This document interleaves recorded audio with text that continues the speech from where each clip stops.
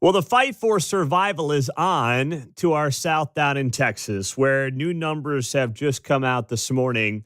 82 have died in the flooding in hill country down in central South Texas. And we know that 10 individuals, many children, and one camp counselor from Camp Mystic are still missing. As we get it rolling on a Monday after the Independence Day weekend, I know for many of us, we were celebrating America, everything this great country has stood for, and everything that it has given many of us. And many of us, hopefully, were spending time with the family. Maybe you were spending time, hopefully, if you have them, with your children over the last couple of days. Well, I thought that what happened over the weekend in Texas put this all into some perspective for the rest of us. That if you woke up today with your family, you are rich. There are dozens of families who have woken up today and either have a child missing or know that their child has deceased because, as you may think, in hill country down there, outside of the San Antonio, Austin, Texas area, basically due west of those metropolitan areas is where this Camp Mystic, a long-running, very famous and well-to-do summer camp, Christian summer camp, I will add, for going on 8 decades now, has resided. And you never send your child to a camp and think, God forbid, what if an all-time historic flood breaks out? But that's what these families are dealing with right now in central Texas. They are living in a nightmare. After a flash flood swept away cabins in the middle of the night and took away their children. Parents are waking up without their babies. And if you're waking up today and maybe your kids are an hour, 2 hours away from bickering about nonsense, leaving socks and toys and God knows what else all over the kitchen, none of it matters. You're hearing their voices. You're feeling the chaos. That's wealth. Because there are parents waking up today who don't have that.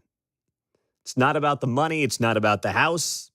It's not about that to-do list. It is about them.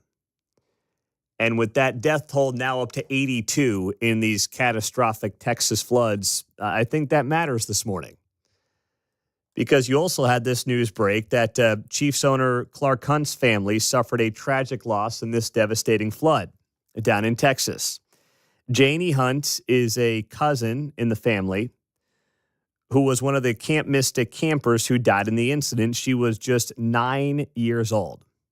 Tavia Hunt, who is Clark Hunt's wife, posted on Instagram yesterday, quote, "Our hearts are broken by the devastation from the floods and the tragic loss of so many lives, including a precious little Hunt cousin, along with several friends' little girls." She adds here, "How do we trust a God who is supposed to be good, all-knowing, and all-powerful, but who allows such terrible things to happen even to children? That is a sacred and tender question, and one the Bible doesn't shy away from. Scripture's filled with the cries of those whose hearts have been shattered, who still wrestle to trust the same God they believe allowed the pain." That is part of the Instagram post from Tavia Hunt. Janie, 9 years old, was the great-granddaughter of the late billionaire William Herbert Hunt, who is the brother of the late Chiefs founder Lamar Hunt. That's the connection there. Of course, Lamar was Clark's father. This was Janie Hunt's first time attending this all-girls camp, which costs thousands of dollars a year for a 30-day camp.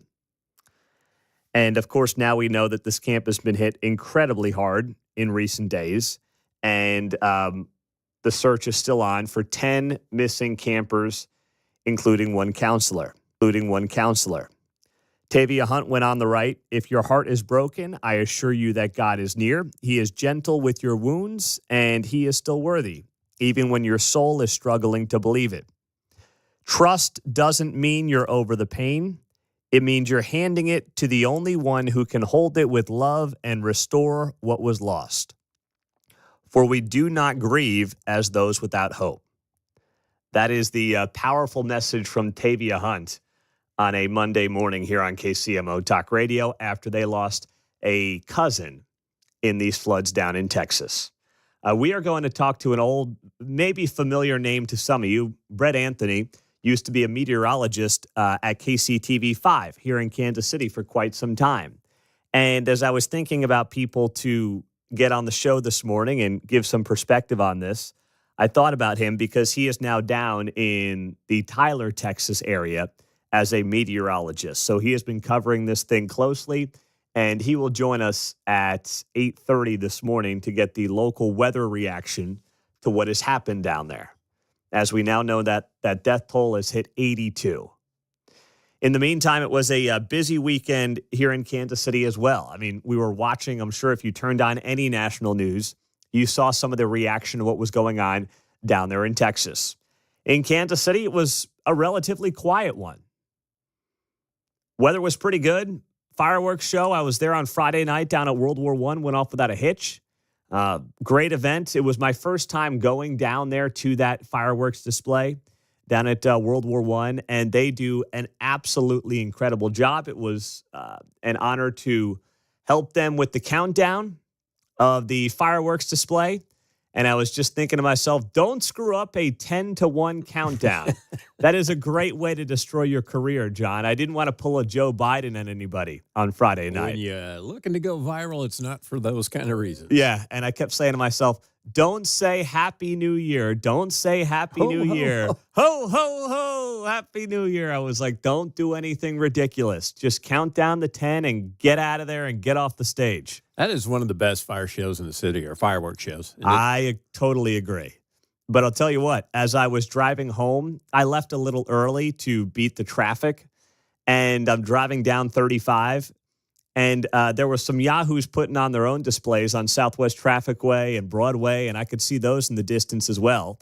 And then people were pulled off on the side of the interstate taking video shots of the multiple fireworks shows going on across Kansas City. I was like, this is not safe, and this feels a little bit too much like a war zone with all the smoke that was all up in the air at that point. Not just from World War I, but from all over town at that point. It was nice, humid July evening, but that smoke just hangs. Oh, man, it was just sitting right there.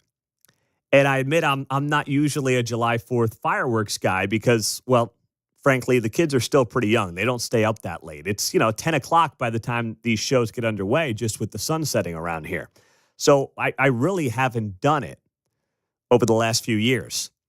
And driving home from it on Friday night, I was like, yeah, this is a lot of people think they're suddenly professional fireworks display artists or whatever you call them. Pyrotechnics professionals, I guess. Yeah, at 2 a.m., somebody in my neighborhood thought that it was a good idea to blow off something, and the baby woke up. It was not good. 2 a.m.? Yeah, right in front of our house. It was terrible. You know who it was? I don't know who it was. Oh, come on. I wish I did know. You didn't peek even out catch the window? On the Ring doorbell. Oh, jeez. That is brutal. 2 a.m.? You got to be kidding me. Yeah, the kids didn't sleep well on Friday night. The dog was fine. I mean, God bless Woody, 13 years old. He still isn't bothered by fireworks. I don't know what he went through as a young pup, but he is just totally unfazed by the whole thing. I got to give him credit. He's seen it all. Yeah, he has, man. As a stray dog who we found under our car in the sticks of Oklahoma. There you go. Man. Not just a stray dog. He's Oklahoma. Yeah, he's seen a lot in his life. Fireworks don't bother him one bit. He just sits there and sleeps. Sometimes his head perks up a little bit, but that's about it. But we will be covering, of course, the media's reaction to these Texas floods. We'll talk to a former Kansas City meteorologist who is now down there at 8:30. Brett Anthony will be on the show. We look forward to talking to him as we'll update you on any new information that unfolds this morning, as 10 campers and one counselor are still missing from Camp Mystic. 913-408-7957. Coming up, Elon Musk has a big announcement as he gets set to launch a new political party. Are you on board? We'll dive into it next.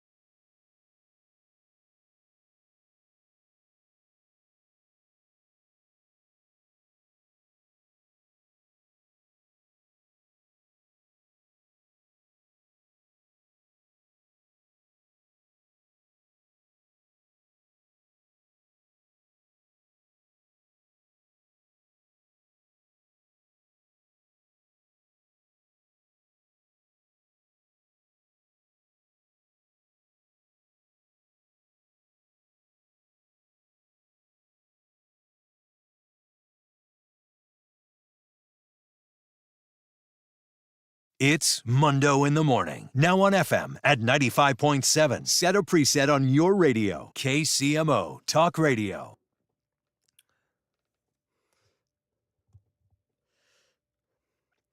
I love America. I know you do as well, but that doesn't mean I'm just going to be sucked in hook, line, and sinker for the American Party. No way, no how. Good morning, 6:20 on a Monday after Independence Day weekend. Great to have you here on KCMO.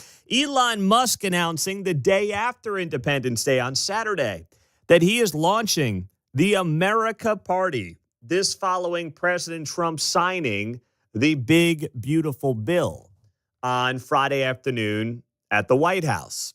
So Elon put up on X, by a factor of 2-1, you want a new political party and you shall have it. Now, this was based on a poll he did on X. Yes, highly scientific polls are always done on X, said nobody ever. So that's the first mistake there by Elon Musk. When it comes to bankrupting our country with waste and grift, we live in a one-party system, not a democracy. Today, the America Party is formed to give you back your freedom. Now, what Elon is going for here is 110% correct. I have nothing but respect for what he actually wants to accomplish because, as he has noted time and time again, the real tax on the American people is inflation, the devaluing of the dollar, which is being done every day by our government, left and right, is destroying the middle class. He's not wrong about that. But if Elon Musk was serious about trying to figure out a way to get more fiscally responsible Republicans in charge in the country, he would go about doing that through a primary system. We already have a party that at least oftentimes talks about and speaks a good game when it comes to trying to cut spending by our federal government. But this was a very tricky spot because the margins were very small for the Republican Party. Everyone knew that. So this feels like it's much more about a personal beef that Elon Musk has with Trump or people in the Republican Party than it is this genuine concern about our deficits and our $37 trillion in debt. Because I like what Elon is saying. I have been disappointed my entire adult life as someone who wants to see our debt under control. But I have been totally disappointed time after time after time by Republicans when it comes to cutting $37 trillion in debt. I readily admit that. That being said, you don't get into $37 trillion in debt overnight, and you don't dig out of it when you have like a 5-seat margin in the House and like a 3-seat margin in the Senate and think that that group is magically going to reverse 30 years of mistakes, John. That's not how our system is built. Well, gee, I wonder where this new party will stand on EV subsidies. Yeah, that's true, too. Yep. Yep. Obviously, Trump has highlighted the fact that the big, beautiful bill got rid of Elon's EV subsidies, which may be part of the reason that he's upset by all this. Entirely possible. Trump was asked about this yesterday, and here's what the president had to say to Elon Musk, starting what he claims is a third party called the America Party. Reaction to Elon Musk starting a third party. I think it's ridiculous to start a third party. We have a tremendous success with the Republican Party. The Democrats have lost their way, but it's always been a two-party system.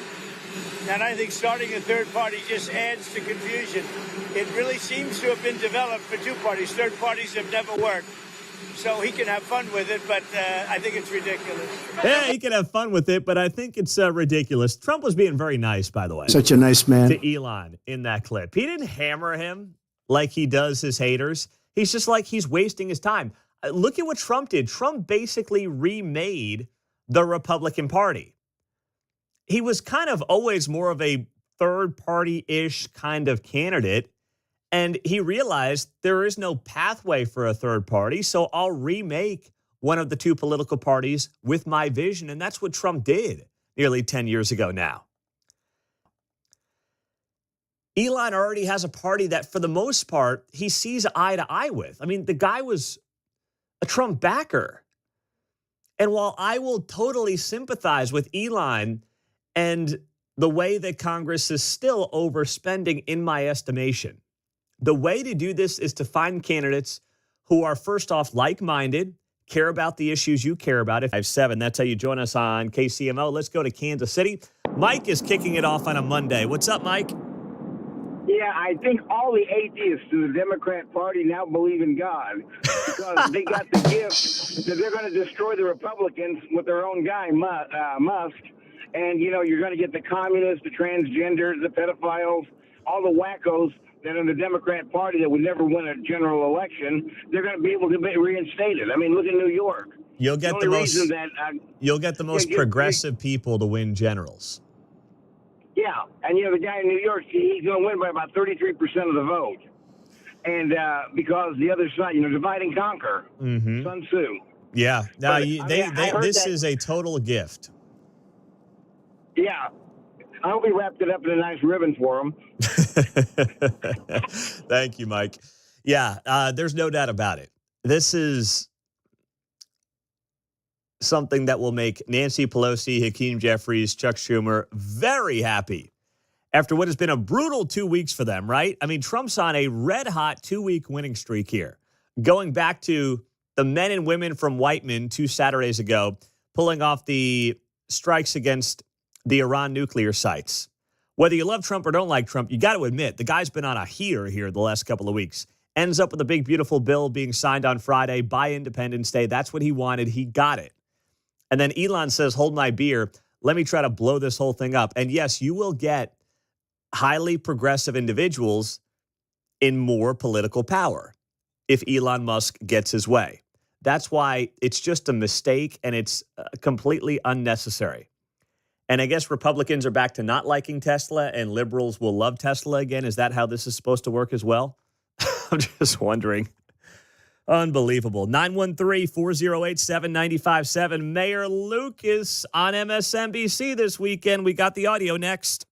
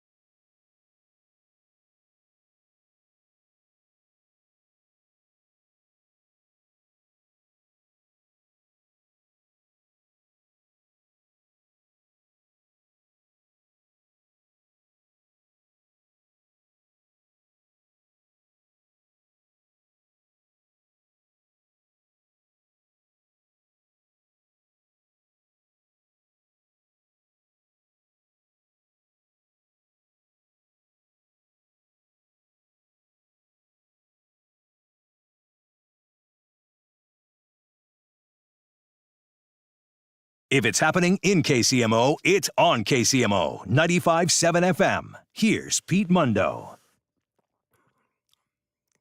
Was catching up on the news yesterday, getting set for the morning here on KCMO. Happy Monday. Thanks for starting your week with us on 95.7 FM. We're always streaming on the KCMO Talk Radio app. But I said our mayor, Kansas City Mayor Quentin Lucas, was on with Al Sharpton this weekend. I guess he was looking for something to do, so he decided to do a hit on MSNBC. And I'm like, oh boy. I knew exactly where this was going, right? I mean, you did, I did. So I see the clips start surfacing on social media, and I'm like, oh, man, come on, Q. Come on. Don't do it to me, my man. Please, don't do this to Kansas City. But he did. He did. He went on with Al Sharpton, talk about the big, beautiful bill, Medicaid, rural hospitals. And it's like, first off, the guy represents an urban city. If MSNBC wanted an expert on rural hospitals, I don't think it's the mayor of Kansas City. And I say that with all due respect. Like, bring on a Congress member who actually has rural hospitals in their district. I don't know why Quentin Lucas is the expert on rural hospitals. But what they wanted, in part here, was a Democrat in a red state to rag on the big, beautiful bill. So that was obviously what they were going for on MSNBC with Al Sharpton, and here is what the mayor of Kansas City had to say. Senators, both Josh Hawley, who was very vocal about the impact it would have on rural hospitals, voted for this bill. Have they proposed a way to fix the massive looming issue given what's going on in their own state? No, Rev, it's almost even more insulting than that. So they are defunding and destabilizing healthcare in our states, while at the same time saying, yeah, we put some money in a little bucket that maybe they will be entitled to later. So you're going to strip about $150 billion of support for the system. Can he start talking like this in our show, please? When is the mayor going to break that out? Dollars and, when are he can start calling me the Rev just for fun. When do I get that kind of a treatment, Show some RESPICT. Here's Mayor Lucas. Holla. I saw him on Friday night at the fireworks, and we had a great, very pleasant conversation. And he didn't sound like that. I'll just say that much. Anyway, let's continue. Mayor Lucas with the esteemed Reverend Al Sharpton, MSNBC, over the weekend. Here we go. Put a third of it back in and say it should be all good. I mean, this bill is astonishing for a few different reasons. Some of us who live in the cities are used to getting picked on by this administration, are used to getting picked on by the Republican Party. But what they did this time was undermine, destabilize healthcare in rural Missouri and rural Middle America and rural parts of our entire country. What you are going to see is more hospitals close in rural parts of America. You are going to see more people die, and more people die earlier in rural America. If ever there has been a bill that lets lots of people in the red states, and I happen to live in one, know that our leadership does not care about you, it is this bill. It is unconscionable to me as somebody who does spend my days caring about not just the people in my city, but all the people who are hours and hours away who come to our city for care.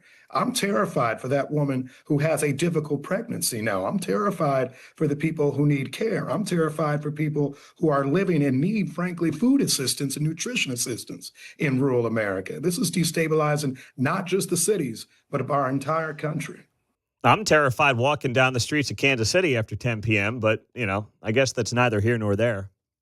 I can see there is one thing that Mayor Lucas has learned from Donald Trump, and that is how to speak in incredible hyperbole, because that's what that was. That was a show. That was an act. I don't know what he actually believes in that statement, but that's what MSNBC wanted to put on to its audience. So Mayor Lucas went along with it. And, it's good for his platform, I guess, although if he wants to have a political future in Missouri, which I believe that he does, I'm against doing more stuff with Al Sharpton. I mean, if you want to run the DNC, fine. But I genuinely think that this guy wants to have a political future in the state of Missouri. And I'm not talking about like Emmanuel Cleaver's seat. We actually chatted about that a little bit, and I won't take you deep into the conversation that I had with the mayor on Friday night privately.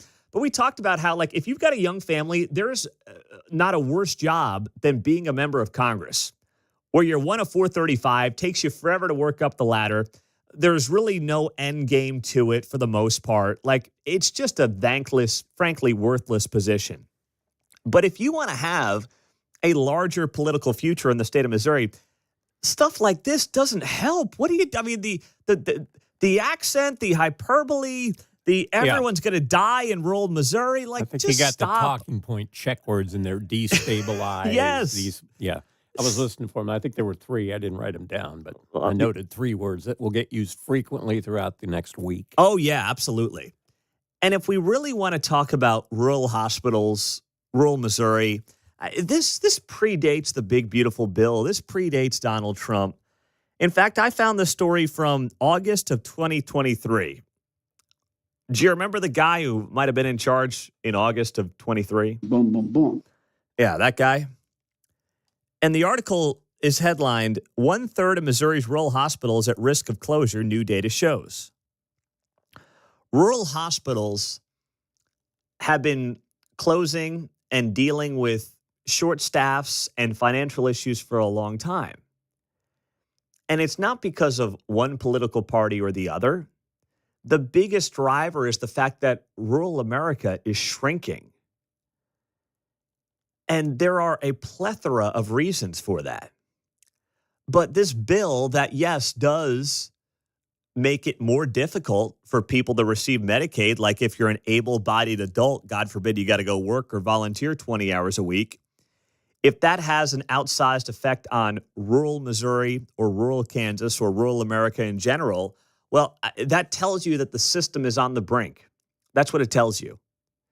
And building back up rural America is something I think a lot of us want to see happen. I certainly do. It's healthy to have a rural America that is booming, or at least not shrinking as quickly as it has been for the last, frankly, generation or so. A large part of that is going to be high-speed internet, getting it to these communities and doing it quickly, whether it's in the private sector like Starlink or having some public sector element. A public-private partnership seems to be an option that should be on the table. But growing rural America is the best way to get these hospitals out of being so reliant on the system that is Medicaid. That's the bigger conversation. But instead, it's Republicans defund Medicaid. Everybody in rural America set to die in the next 5 years. It's like, really? That's where you're going? That's your pitch? Now, we also know that, the facts are the Senate did set aside $50 billion over the next 5 years for a newly created rural health transformation program that will help fund some of these rural hospitals if they're dealing with some of these difficult financial issues. Mark Alford, Missouri congressman here, was on the show last week, and he talked about how, yes, there are rural hospitals with serious issues, but the Medicaid reforms that they talked about here and that passed in the big, beautiful bill are really more about making sure that we're not getting the levels of waste, fraud, and abuse that we have seen over the last 10 to 15 years in the system, trying to get people off of the system as much as possible, or making sure you're contributing as a worker to the country if you're going to stay on it, if you're able-bodied, not if you're disabled, not if you have, 3 mouths to feed, but if you're by yourself, able-bodied, you've got to contribute. If that suddenly is the thing that sends rural hospitals into a financial calamity, then the system was going to break. It was only a matter of when. And whether it's Mayor Lucas or anybody else talking about this, it rings very hollow when their answer is just to dump more money that we don't have into a system that continues to, frankly, hurt the people they claim it's trying to help. John? I also note, too, the occasional fascination from time to time with the mortality rate, right? Mm-hmm. Yes, people are going to die. Yes, right? they will. It's almost like CNN's going to put up their counter again or something. Oh, my right? gosh. Could you imagine? Sure. I could see that Seemingly. coming. Rural hospital death counter on the right corner of the screen, courtesy of CNN. sponsored by Act Blue. Coming up on KCMO, the 6 at 6, the top 6 stories in the 6 o'clock hour as we get it rolling on a Monday morning. Pete Mundo on KCMO Talk Radio 95.7 FM, and we are always streaming on the KCMO Talk Radio app.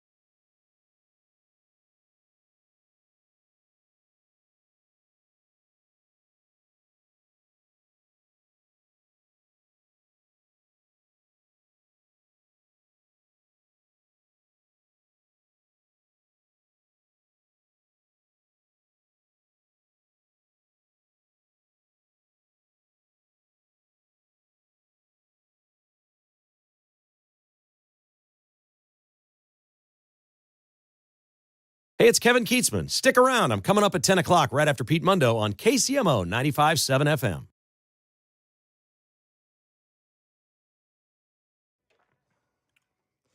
$6:50 on a Monday. Thanks for starting your week and your morning with us on KCMO. It's time for the 6 at 6 on 95.7 KCMO Talk Radio.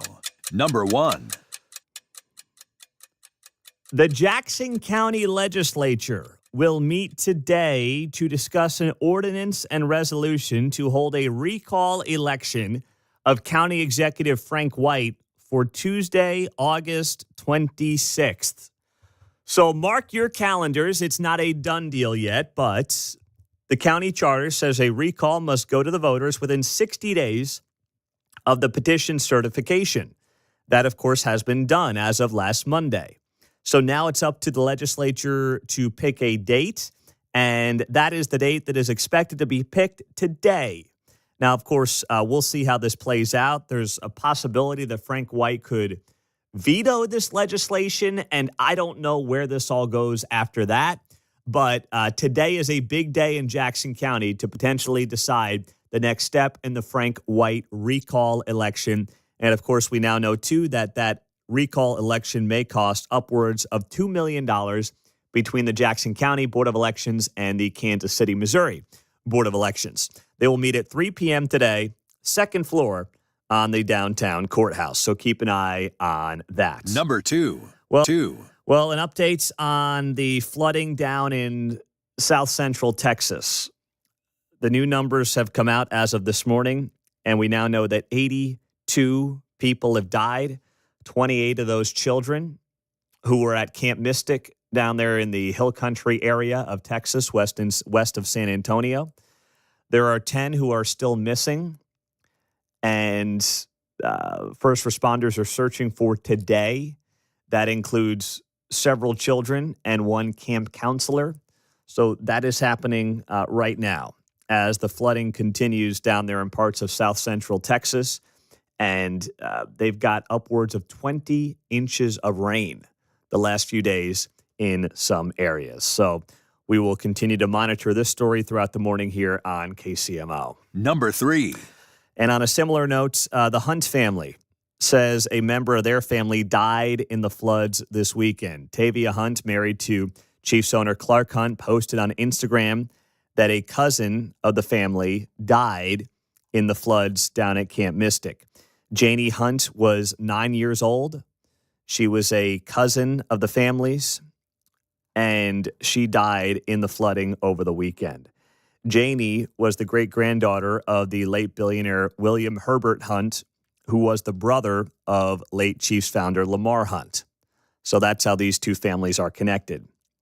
And she has passed away at the age of 9 years old, one of 28 children to die in these floods over the weekend. Number 4. Next up in our 6 at 6, we now also know, according to the Department of Justice and the FBI, that there was no client list, according to their conclusion, for Jeffrey Epstein, and that he was not murdered. That comes from a memo detailing the findings obtained by Axios yesterday. The administration released a video in both raw and enhanced versions that says it indicates no one entered the area of the Manhattan prison where Jeffrey Epstein was held the night that he died back in 2019. The video supports a medical examiner's finding that Epstein died by suicide, according to the 2-page memo. The findings represent the first time the Trump administration has, of course, contradicted some of the theories out there about Jeffrey Epstein's activities and his deaths. And I remember the morning after I think it was a Saturday morning that the news broke. I was at the gym or something, and we found out about Jeffrey Epstein hanging himself. And I thought, there's no way this is real. So now the question is, do you trust Pam Bondi, Kash Patel, Dan Bongino? They're the people in charge. You know, if this was a different DOJ, I might question it a little bit more. For now, they're releasing the video. I'm willing to give the benefit of the doubt on this. And maybe Epstein just said to himself, he knows too much and he's got to go. I don't know. But you obviously have people in charge who have insisted they would get to the bottom of it. Their credibility is on the line here as well. And they're the ones, Kash Patel and Dan Bongino, who also helped put out this report. So Axios had it first yesterday that there was no client list for Epstein and that he did, in fact, take his own life. Number 5. In our 6 at 6, the KBI is investigating an inmate death in the Wyandotte County Jail. According to a release, Charles L. Adair, 50 years old, died shortly before 9:30 p.m. on July 5th. That would have been Saturday. He was arrested on July 4th, misdemeanor warrants, after he allegedly failed to appear for multiple traffic violations. Around 8:30 on Saturday night, the night he died, he was taken to the detention center's infirmary for treatment of a pre-existing wound on his leg. An initial report from the KBI stated that after treatment, officers tried to bring Adair back to his cell, but he began to yell and physically resist their commands. He was reportedly placed in the lower bunk of his cell while his handcuffs were removed, and then the officers left. They returned, and they found him unresponsive about an hour later, but he was pronounced dead at 9:19 p.m. So that is now being investigated by the KBI. Number 6. And last but not least, All-Star Game announcements in Major League Baseball includes 2 Royals. Bobby Witt Jr., of course, star shortstop, and Mark's buddy, Mark's favorite player, the pitcher, Chris Bubich. Bubich, baby. Let's go. Mark's girls always love it when he's sitting there on the couch watching Bubich pitch, and he yells, "Bubich!" Yep. And the They girls tell me are not like, to cuss. They tell you not to cuss. Well, now you can cuss some more when he makes his All-Star Game appearance. There is your 6 at 6 on KCMO. Coming up, don't be Rosie O'Donnell. We'll tell you why next.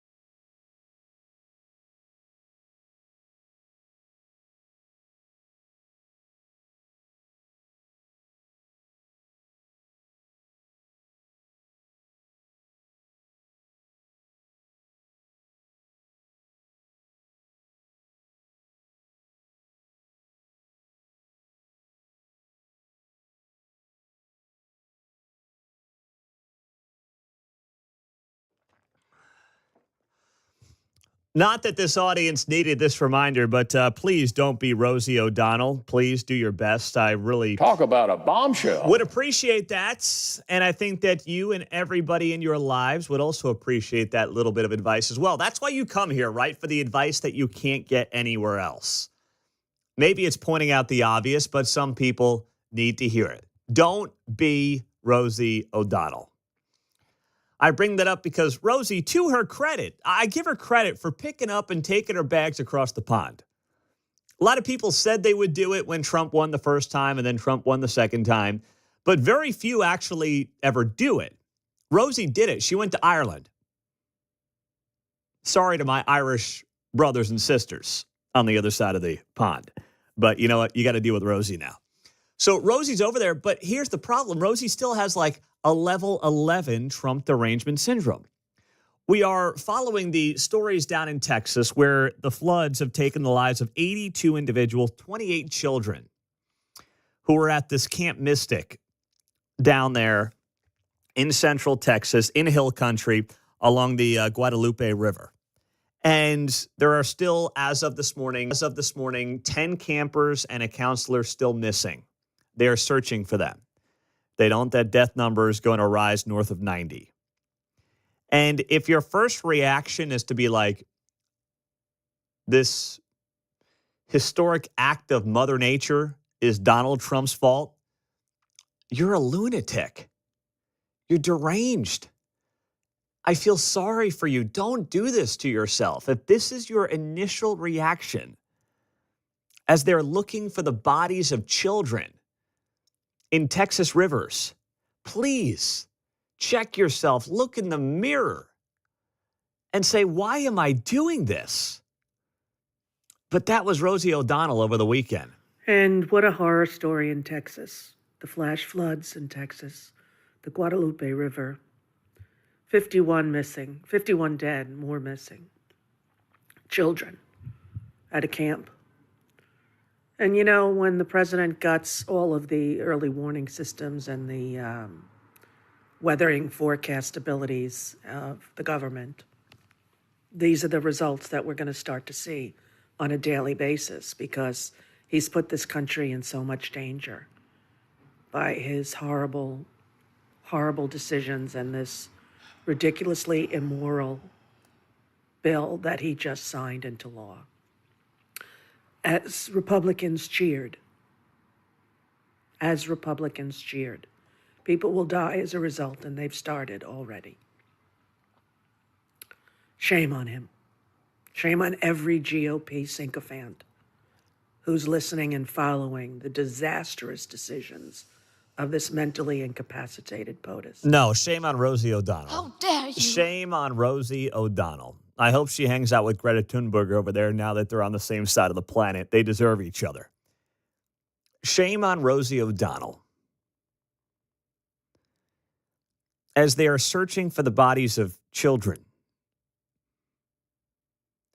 to sit there and say the President of the United States and his attempts with Doge to get under control our $37 trillion in debt, our $2 trillion annual deficit. I would argue the big, beautiful bill actually wasn't all that beautiful because the spending is way too much and still way too generous. We can't afford a lot of the spending in the big, beautiful bill. She decides to say this is somehow Trump's fault. Well, here's the problem. The receipts don't back it up. Here's some of the information that you need to know. The National Weather Service issued a flood watch for Kerr County, Texas, more than 12 hours ahead of the catastrophic flood. A flash flood warning was issued for Hunt and Ingram, Texas, 3 hours before the Guadalupe River started to climb. The National Weather Service did its job on that front and did it pretty darn well. We've dealt with flash flood warnings, of course, here in the Kansas City area. And you're getting 12 hours of lead time on a flood watch and 3 hours of lead time on a flood warning? You've got this quote from Chris Vygotsky, American Meteorological Society. He works for them. He says the National Weather Service was on the ball. They were getting their message out. He added, quote, "I really just want people to understand the forecast office in San Antonio did a fantastic job." Chris Martz, also a meteorologist down there in Texas, said NOAA and the National Weather Service office in Austin, San Antonio issued a flood watch over 12 hours before the flood. And they also added, as we just told you, a flash flood warning 3 hours in advance. Also, the National Weather Service down in that region had extra staff on duty during the storms. Where the office would typically have 2 forecasters on duty, they had up to 5 on staff at the time. So to somehow take your disappointment or disagreement with Donald Trump's and the Republicans' big, beautiful bill, as it's been dubbed, I'm using their verbiage here, not mine, and somehow figure out, after that gets signed on Friday, how can we blame that bill for the death of 82 people and 27 campers in the 36 hours that followed that bill signing? It's a horrific thing to try to draw a parallel between. Now, the response, the reaction, right, in the days and weeks to come, that's where you can point at your local, state, and federal politicians. You look at Katrina going back to George W. Bush. You look at North Carolina last year, Helene, with Joe Biden and the administration.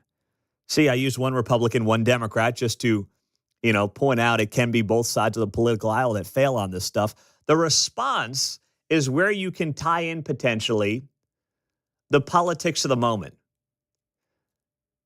But an act of God, and that's what this flood was over the weekend, which also was not wildly unusual. I'll get to that here in a minute. But claiming an act of God is specifically the result of a bill that was signed hours prior. Tells me how out of whack someone's political beliefs are when it comes to how they view the world. We're still looking for 10 campers here. 10 children are still missing. And to put this all at the feet of someone who had, frankly, nothing to do with it. There wasn't a Republican or a Democrat who had anything to do with what happened over the weekend. There is no politician right now who is at fault for what Mother Nature just did in Texas. This is a 90-10 deal. And whether it's Rosie O'Donnell or any of the other insane individuals you've seen take this approach over the weekend on social media, my goodness, get out and touch some grass, please, for the sake of yourself, your friends, and your family. But the Guadalupe River has been prone to flash flooding for a long time. Why? Due to a combination of topography, geology, and climate. Texas Hill Country is often called Flash Flood Alley, with significant floods having occurred in 1978, 1987, 2002, and now in 2025. And Brett Anthony is going to be here at 8:30. You may remember him. He was at KCTV5 for years. He is now a meteorologist in Central Texas in Tyler, and he's going to give us some of that insight coming up at 8:30 this morning here on KCMO. So you make sure you want to be here because we will talk to him about that and what makes that part of the state of Texas unique to this incredible flooding. Now, the other thing that has come up to the forefront here in the wake of this tragedy over the weekend is, what is Camp Mystic? Well, it turns out it is one of the most exclusive and sought-after camps for young women in the entire country. And its backstory is fascinating, and it really hasn't been told over the weekend, at least not in the way that I think it should have been told. And I'll share some of that with you coming up before Roger Marshall joins us at 7:35. He was behind President Trump when the big, beautiful bill was signed over the weekend. So Roger Marshall will give us the firsthand reaction to that coming up in 20 minutes on KCMO Talk Radio 95.7 FM. Now, if you're getting up on a Monday morning and you're saying to yourself, it is time for that bathroom remodel. Well, it is. If you've been thinking about it, stop thinking about it and make the call. Go to theplumbingpro.com. and tell them you want Pete's deal on a Monday morning. That's $2,000 off and 12 months same as cash with approved credit when you use the Plumbing Pro for your bathroom remodel. They're locally owned, locally operated guys right here in Kansas City. Been doing it since 1978.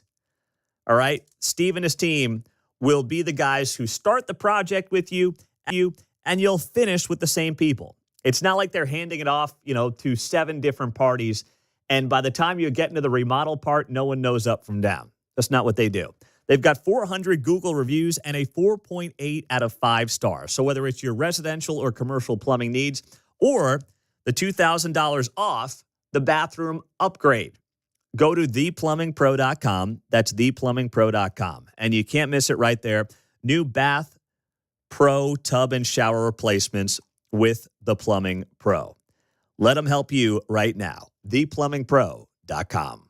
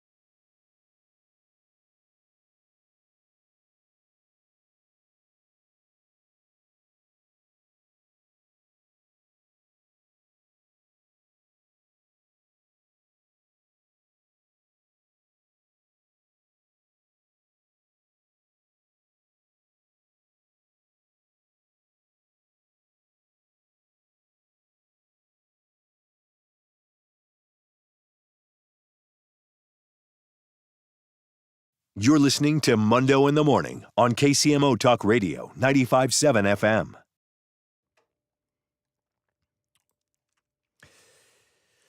We're learning more about Camp Mystic, which, of course, and unfortunately has been the center of the news cycle here the last couple of days in the wake of the 82 deaths that have been reported following the flooding down in Hill Country in south central Texas.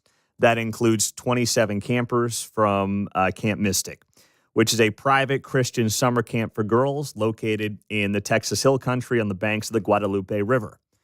It was founded in 1926, and it's known for providing a wholesome environment where girls can develop personal qualities, self-esteem, spiritual growth, and lasting friendships. The camp offers a variety of activities, including archery, canoeing, horseback riding, and more. And it's situated right there in Texas Hill Country near Kerrville, Texas, on the Guadalupe River. And I've only been out to that part of the country once when visiting the Austin, Waco, San Antonio area. And it is beautiful. It's growing quickly. There's a lot of big money out that way. And it can be, and it is a beautiful part of the country, but it can be prone to these floods as well. So this Camp Mystic, I found a story from, it goes back over 10 years. It's in Texas Monthly. And it was talking about the history of Camp Mystic, which has a 5-hole golf course on it and much more. And at the time, they were charging $4,400 for this 30-day session. And the girls learned to shoot rifles, ride horses, catch bass, hike, face down a rattlesnake or two. And it's got a very long history going back to the 1920s. It also has a long line of notable alumni. That list includes the daughters of Governors Price Daniel, Dan Mooney, John Connolly. LBJ's daughters and granddaughters and great-granddaughters have all attended. Laura Bush famously worked as a counselor between her terms at SMU, Southern Methodist University, down at Camp Mystic. Mystic girls, this article notes, say their camp days prepare them for the real world. They become executives at Neiman Marcus. They dance with London's Royal Ballet, own a Gymboree franchise, or marry well and become the kind of intensely focused volunteers who would also be successful as CEOs. But most importantly, the article notes here, Mystic girls make friendships that last forever. Not only do they form a Mystic mafia that stretches all over the world, but they also help one another get into Kappa Kappa Gamma at the University of Texas, the Junior League, and if need be, a clinical trial at MD Anderson. These bonds are forged in no small part by the history and ethos of the camp itself. The current incarnation of the Mystic was founded on the eve of World War II and has been owned by the same family for generations. So this camp is well regarded and well known down in that part of the country. And it's a who's who of people who end up attending. They foot obviously a big bill, thousands of dollars to go to Camp Mystic, and it becomes part of their, frankly, societal and cultural lives, like a fraternity does for young men in college, sororities for young women, and things of that nature. So this was not and has never been, a thrown together camp of people who are maybe not well-to-do and don't have the ability to get alerted to what's going on and had no way to know what was happening. I mean, that's not what this group and what this camp is about, right? That's not who these people are. I'm not saying that's better or worse had it been the other way around, but you can't sit here and say that these people did not have the top resources available to them to be alerted as to what was potentially going to happen in that part of the country over the weekend. And that's where, as we continue to find out more about what happened or what did not happen, there have got to be some answers as to why there were flash flood watches 12 hours prior, flash flood warnings up to 3 hours prior, and still nobody did anything for these children. It's not up to the 8 and the 9-year-olds to know about a flash flood warning. It's up to the adults in charge. And in a day and age where, listen, you've got access to this information at your fingertips all day, every day, somebody royally screwed up and the ball was massively dropped. And we'll learn more about it, I'm sure, in the days ahead. But right now, we know that death toll is at 82. That includes 28 children, 27 campers as well of that 28. Coming up, we are going to talk to Kansas U.S. Senator Roger Marshall. He will be here to talk about this trip to the White House that he had over the weekend. He was there when the bill was signed on Friday. And I just want to get his feel on the ground, what it was like. Also, the B-2 bombers that flew overhead at the White House on Independence Day. The men and women from Whiteman were honored in a major way. I know we couldn't see their faces and names for security reasons. That's understandable. But Roger Marshall will give us that perspective coming up on 95.7 FM KCMO and always streaming on the KCMO Talk Radio app.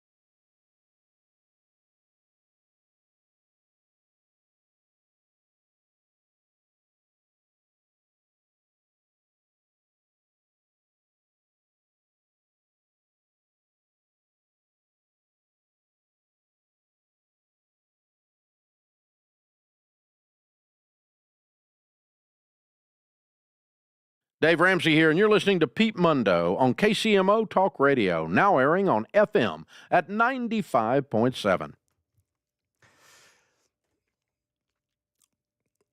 Just as President Trump wanted, the big, beautiful bill, as he dubbed it, was signed on Independence Day at the White House. And Kansas U.S. Senator Roger Marshall was there. He now joins us on KCMO Talk Radio. Senator, good morning. It's great to have you here. What was the scene, the environment, the vibes like at the White House on Friday afternoon? Well, Pete, good morning. And are you tired of winning yet? I tell you what, I think the great moment for me was getting to share it with my wife and one of my sons, and then all the airmen from the Air Force Base there in Missouri, Whiteman Air Force Base, where the B-2 bomber was from, and have the pilots that, the flyover, just the opening moment of the flyover, the crowd cheering. It was really about celebrating America as much as it was the one big beautiful bill. This last 2 or 3 weeks of the White House are almost unprecedented. All the victories that we've seen from gas and groceries coming down to a successful Iran hit to peace. It looks like at least a ceasefire in Gaza. The Rwanda-Congo war, was kind of stopped as well. So it's been quite a week, a couple of weeks for the president. So it was a big celebration of a lot of things. And it was just Americana, the 4th of July at the White House. No, that's certainly what it looked like on TV. What was the mood of the president? You mentioned the fact that it's been a very successful couple of weeks for him. Did he seem content? Did he seem like somebody who wanted more? What was his attitude like? I saw you were right there on Friday afternoon. Yeah, just first of all, it's been an honor to work at the White House. We started on this project on New Year's Eve. I went to Dr. Oz's house, and he and I spent a day together sketching out what we would be doing in healthcare, specifically on some type of reconciliation. And I think it was just a day of satisfaction. The president worked hard. I worked hard with him, had multiple meetings in the White House. I'm on the finance committee, which is probably about 80% of this bill. And I constantly with all the different White House people who touch this as well. Obviously, my background in healthcare is pretty important, and the Finance Committee oversees Medicare and Medicaid. So I think it was satisfaction. He felt satisfied. He was so proud of the Air Force and that precision strike. I think just this golden era of America is starting now. It's what it feels like to me. Have you seen recently Qatar, Vietnam purchased like 300 jets from Boeing. The GM plant from Mexico is moving to Fairfax. That's going to be hundreds of jobs, a $4 billion investment. So just so many great things. I think it's just a moment of satisfaction. He kind of whispered to me that he didn't think it would happen this quickly. So just excited. So let's talk about this because you've seen the attacks from your other side of the political aisle regarding Medicaid and specifically rural hospitals. Of course, you have many across the state of Kansas. I want to play some of this clip from MSNBC and get your reaction, Senator Marshall. This was Mayor Lucas here in Kansas City on Al Sharpton's show on MSNBC. I'll let you listen and then get your response to some of this. Senators, both Josh Hawley, who was very vocal about the impact it would have on rural hospitals, voted for this bill. Have they proposed a way to fix the massive looming issue given what's going on in their own state?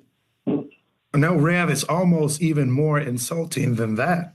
So they are defunding and destabilizing healthcare in our states, while at the same time saying, yeah, we put some money in a little bucket that maybe they will be entitled to later. So you're going to strip about $150 billion of support for the system, put a third of it back in, and say it should be all good.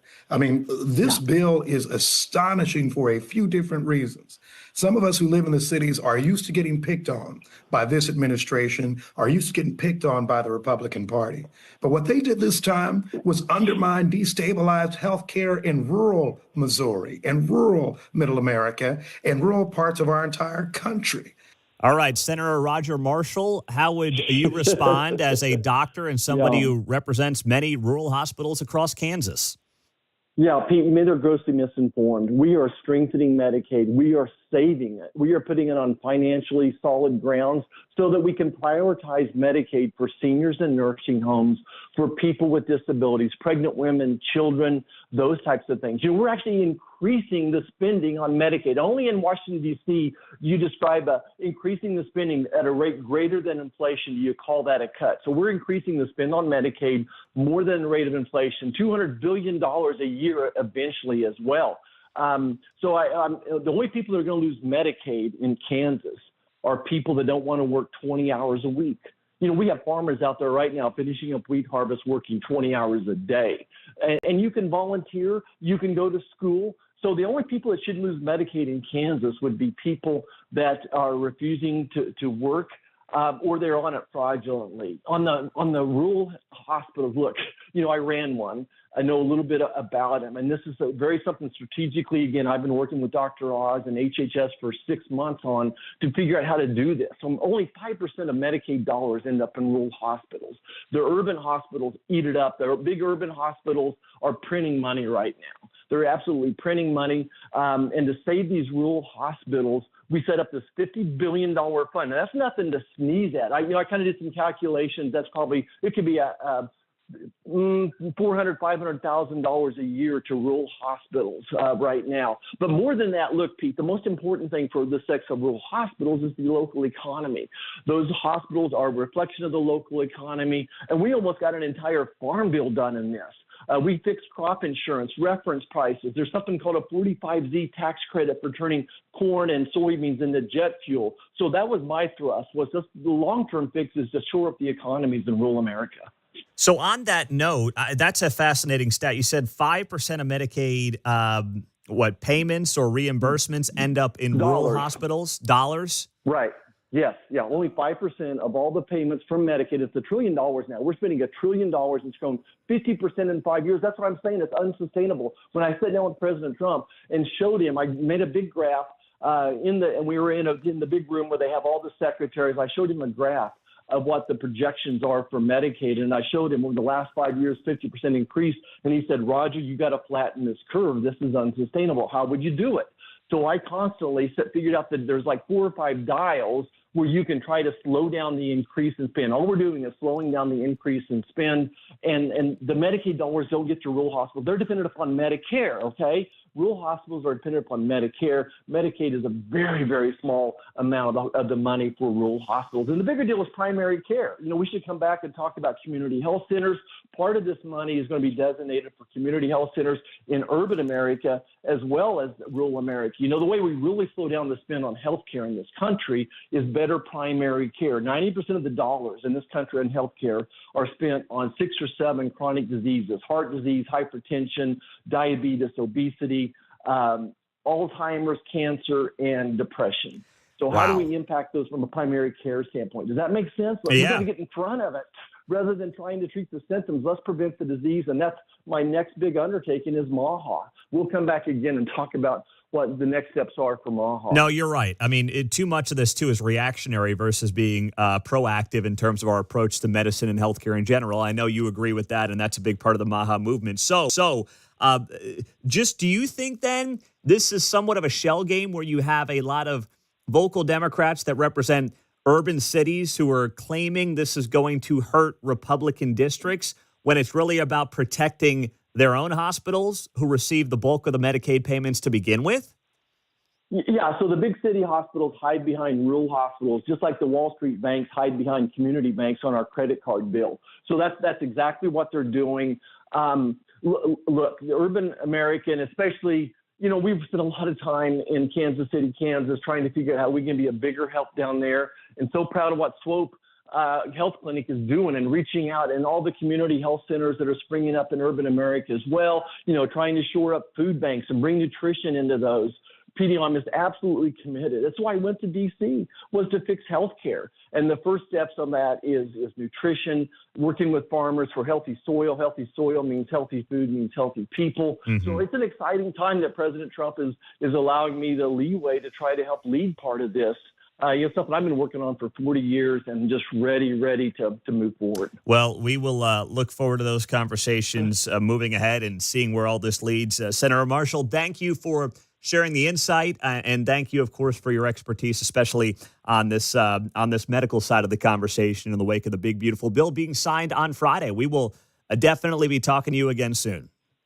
Okay, Royals won 3 of their last 4. We're on a roll. Shutout yesterday. We're still in the hunt for that last playoff spot, so let's go Royals. Yes, let's hang tight. And do you think either of these teams move over to Kansas, to your neck of the woods? Gosh, I think it's a 50-50 proposition, and I don't have any inside scoop, Pete, but they would sure be welcome in Kansas, and would love to see that. And you know that both President Trump and Biden think that they're in Kansas, the Royals and the Chiefs, yes. and I'm not correcting either one of them. So. All right, Senator, thanks so much. We appreciate the time. Yeah. Bye-bye. There you go. Yes, never forget that. He's right about that. All right, coming up, the good, the bad, and the ugly from the weekend that was, we'll get to next on KCMO Talk Radio.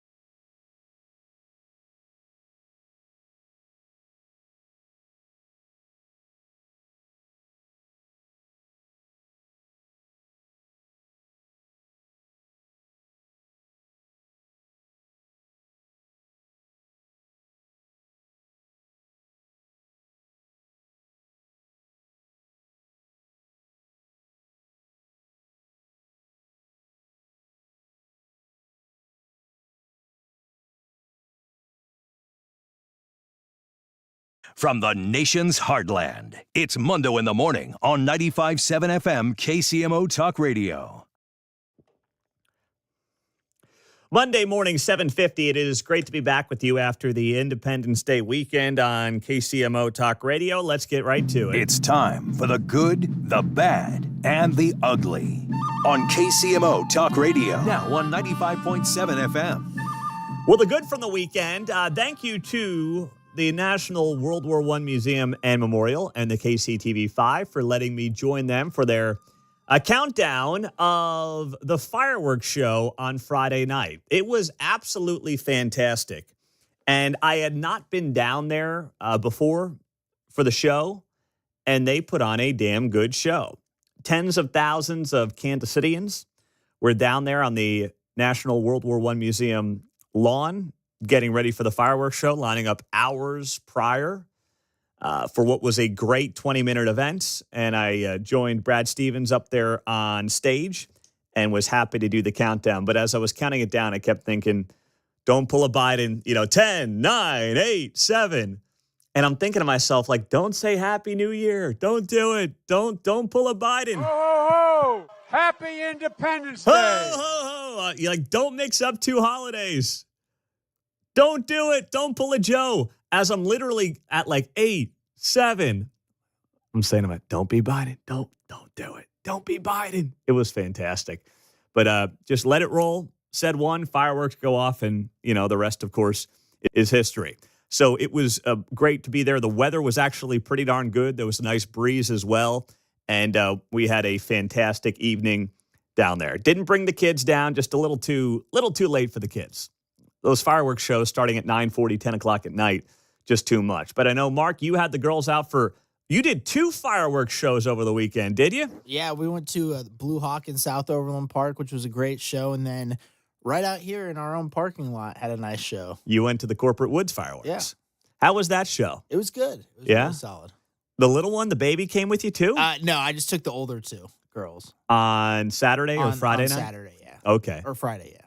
But the little one came out for one of the 2 shows? Yeah, she went to Blue Hawk with us, which was fun. Yeah, I guess that's being a third kid when your siblings are 10 years older. Yeah. You got to kind of suck it up. Mom wanted to see her reaction to fireworks. So. Oh, all right. Any fireworks for you, John, or just the fireworks in the house over the weekend? No, only yelling at the TV. That's what I figured. And that's every weekend there in the Anthony house. So. Regular occurrence. Yeah, exactly. All Nothing my digits special. present and accounted for from the weekend. Yeah, that's good. So the bad was I left early on the drive home. I'm driving down 35. First off, as I make the right off of Pershing on the Broadway to get back onto the interstate, there are people who are literally just in the middle of the road with their hazards on, watching the fireworks show. And I've seen some bad ideas, but that is just as dumb as I've seen. Middle of the road, they're literally hanging out of their cars with their phones, videotaping the fireworks show in the middle of Broadway. And then I get on the 35, I'm driving down, I pass the dopey Ferris wheel, and I see people, can't tell who, but they're doing their own displays off of Southern Broadway, looking down south on 35 South. And also they're doing their own shows off Southwest Traffic Way. There are like 3 or 4 competing mini shows going on while the big show's going on at World War I.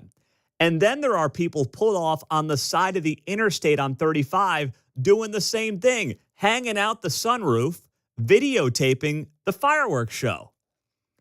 Maybe we need a public service announcement, although this audience doesn't actually need it, so we're not going to do this. But next year, there are some radio stations that will need to have a public service announcement. We always have them this time of year about different things, right? Don't leave the kids in the car, roll the windows down, don't leave the pets in the car. Apparently, we need one as well for people who decide to hang out of the sunroof on the side of the interstate to watch fireworks shows at about 10 p.m. on July 4th. I mean, I've seen just some really dumb things, but this was right up there with the dumbest of them. And it was interesting, too, as you're kind of driving down 35, you're just seeing, in some cases, you can't see all the fireworks, but you can see the booms. You can see some of the lights from the fireworks going off on some of the mini shows going on around Kansas City. And that was quite a sight as well. I've never experienced driving through a war zone, obviously, and I imagine that will be as close as I get, just with the smoke and the debris and everything else that you're seeing in the background, and just some really bad driving going on the way home. But that was, I guess, to be expected to some degree, but I was surprised at how bad it was on that front. Now, the ugly is what happened down in Texas. The flooding of the Guadalupe River in Hill Country that we now know has left 82 people dead. That includes 28 children. 27 of them are campers from Camp Mystic. And right now, as of this morning, there are still 10 people missing, and one camp counselor is included there as well. So 9 children, 1 camp counselor, 10 are still missing as of this morning in this absolute tragedy. And something that, I think we all need to think about after a weekend where many of us spent time with family, friends, loved ones, celebrated America. If you are waking up today with your family, you are already rich, right? Most of us were celebrating America's birthday, and families in Texas are living a nightmare. They're waking up, their kids are missing, they're without their babies. And when you're waking up today and your kids are bickering and being loud and leaving dirty socks all over the place and food's all over the kitchen, just stop. All right, we've all been there. I've been there. Trust me, I'm far from perfect on this. But just embrace the chaos. Hold them, love them. That's being rich. That's wealth. Because for dozens of Texas families, they're not hearing those voices this morning. And they will never hear them again. There's your good, bad, and ugly. Coming up next on KCMO Talk Radio, a local city has a big day planned. We'll tell you why.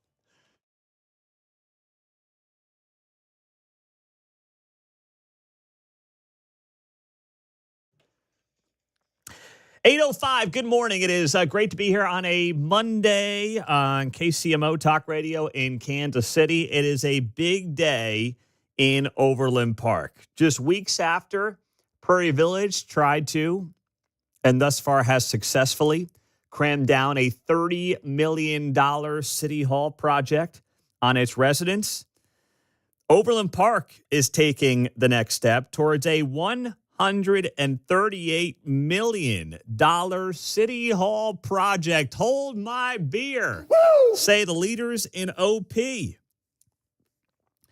So there's going to be a meeting tonight. Committee of the Whole meeting is what it's called. And it's a meeting of the whole council as a committee to discuss the next steps of a $138 million City Hall project. Here is a city that has seen its budget go from $300 million 8 years ago to now $500 million. This is not a Republican or Democrat issue. It's not a Republican or Democrat topic. It is common sense. Local governments in Johnson County are growing at an unsustainable pace. They can sit there all day and talk about their mill rates. They can sit there all day and talk about their sales tax rates. The reality is they continue to grow at this pace, 40% in less than a decade. It is unsustainable. How many people in the last 8 years are sitting there saying, my household income is kept up at a 40% increase over the last 8 years? Not many Overland Park residents are going to be able to say that. The government is claiming that, though, John. Well, of course, we have a city hall that's going to have an entertainment district and some apartments attached. So everything does, right? Even apartments come with apartments attached in an entertainment district. Oh, that's outstanding. It's so true. I mean, this is the kind of stuff, and you're seeing it at the county level. It doesn't matter who the mayor is. It doesn't matter if the city council has Republicans on it or Democrats. This is what's happening around Johnson County right now.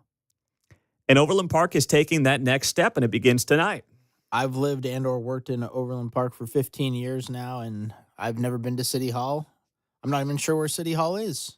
I don't know why they probably they're spending could money on use it. one here. It's just down Antioch. Yeah. It's not very large for the size of the city. Well, you know what? They can look at some upgrades. I don't think anybody would be upset with that. No. But a $138 million project. Well, it's got a rooftop pool. Yeah. Right? Yeah. Great views of the skyline. Can see Corporate Woods from there. See downtown. Yeah. See the Strang Auto Barn. Yeah. It's not far from Shawnee Mission West, I guess. I did look it up. Yeah. Well, yeah, it's right there. I'm with you guys, though. Like, I try not to spend a lot of time in government buildings. If I do, it's usually because I got to renew a license or, hopefully I haven't gotten arrested. But, hey, the way I talk on this show, who knows? They have their way. They'll be throwing me in the slammer here before long. I mean, it's just crazy what's going on with these municipalities. They have completely blown out the budget. And apparently there are no adults able to kind of rein this stuff in. It's all just, we got to do it, we got to do it, we got to do it, no ifs, ands, or buts. And then figure out ways to finagle the data to make it seem like they're not actually abusing the people who they're abusing, the taxpayers. And they're all doing it. It just depends on what level they're doing it to and who's paying attention.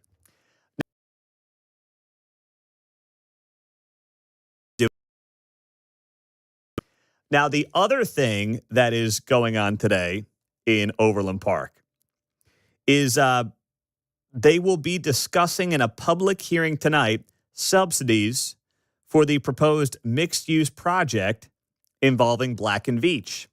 So that takes place tonight as well. So it's a busy night and a big night in Overland Park. And I know that, like, if you're not an Overland Park resident right now, you're just... Nobody cares. I get your sentiment.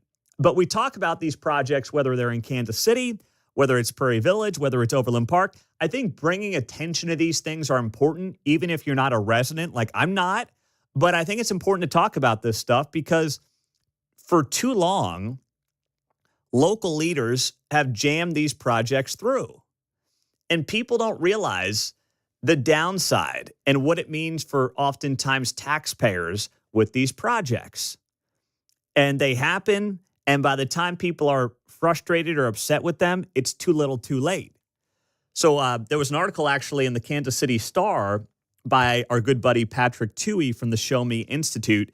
Guest commentary yesterday headlined, "Should Overland Park Fund Black & Veatch's Big Project?" And this is on the eve of the public hearing happening tonight with the Overland Park City Council. And he writes here, Overland Park officials are considering nearly $230 million in public subsidies for a real estate project led by Black & Veatch.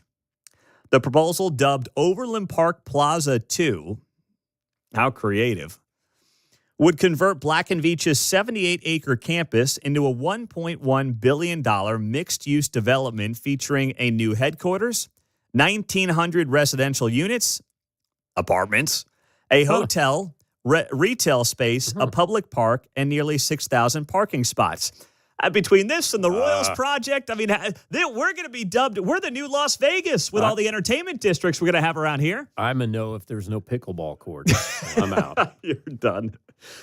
The developer's requesting $228 million in TIF money, tax increment financing, $20 million from a special sales tax district, and exemptions on construction sales taxes. Together, these incentives would cover 22% of the total project cost. To qualify for the TIF money, the site's being designated a conservation area under Kansas law, a designation typically reserved for deteriorating properties. But this justification rests on an aging office building and some vacant land.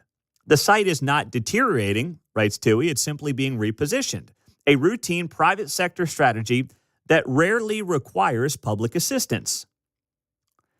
Toohey goes on to add here in his piece in the Kansas City Star, even Mayor Kurt Skoog told Pete Mundo on KCMO Talk Radio that Black & Veatch has no plans to leave.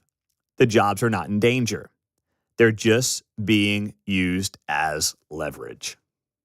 That's right. They are. Black & Veatch is not leaving. They haven't threatened to leave.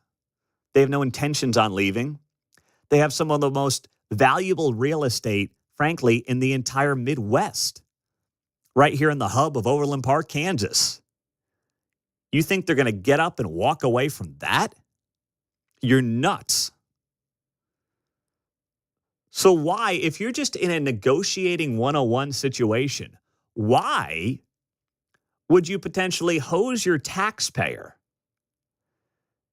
to do this project, to subsidize this project? Why would you do it? And why are elected leaders so antsy and so interested in playing this game?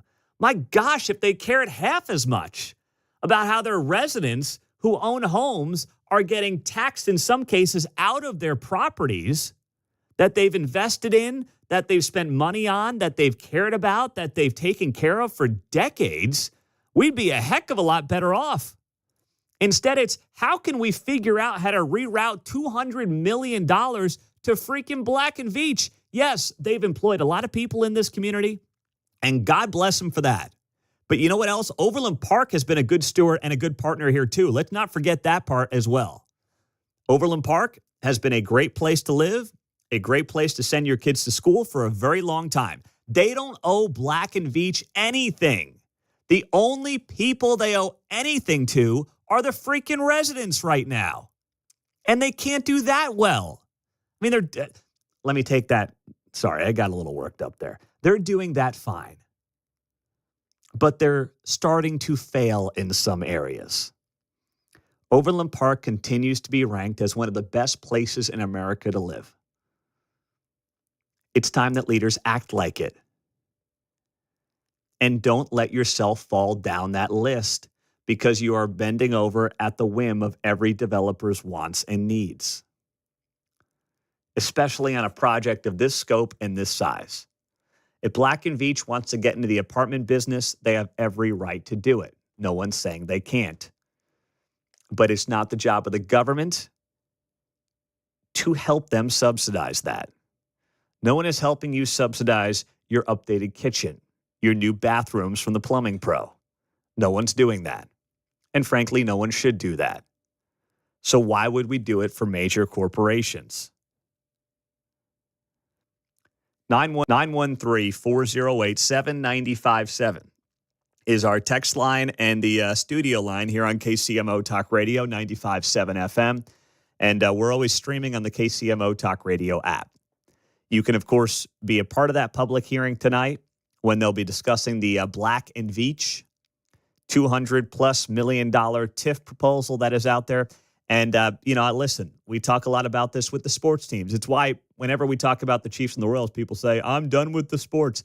None of that is a sports story. It's an economic development story. It's what it is. Same thing here. It's an economic development story. It's a political story. And let's hope that the politicians in Overland Park have the ability to wise up here on this one. 913-408-7957. That's how you join us. We're going to be joined by Brett Anthony coming up at the bottom of the hour. He used to be a KCTV5 meteorologist here in town. He is now in Tyler, Texas, and discuss the tragedy that took place down there over the weekend. We will get his perspective on what happened there on KCMO Talk Radio 95.7 FM.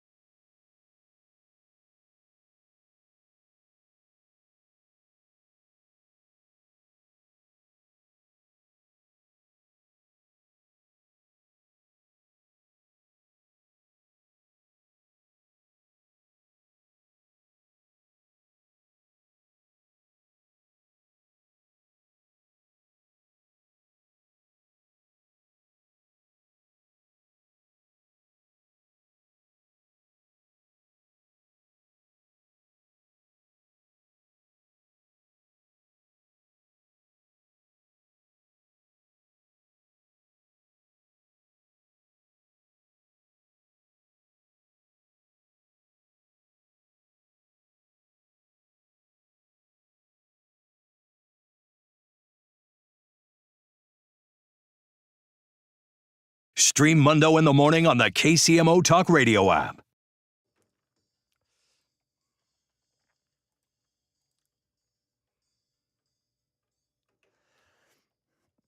$8:22. Good morning. It is great to have you here on KCMO. Something else that we are watching today is the Jackson County Legislature, as they will be set to set a date for the Frank White recall vote. It is expected to be Tuesday, August 26th. That is the day that has been eyeballed. You heard that here first from Sean Smith, Jackson County lawmaker, last week on KCMO Talk Radio.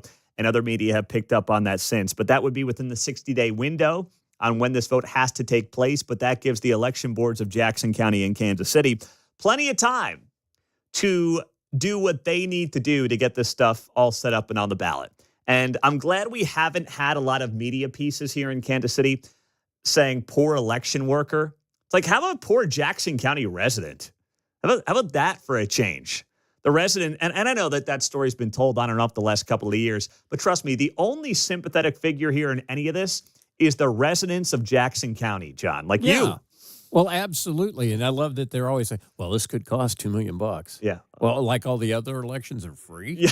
What's the implication here? They all cost. Yep, they all cost. And you know what?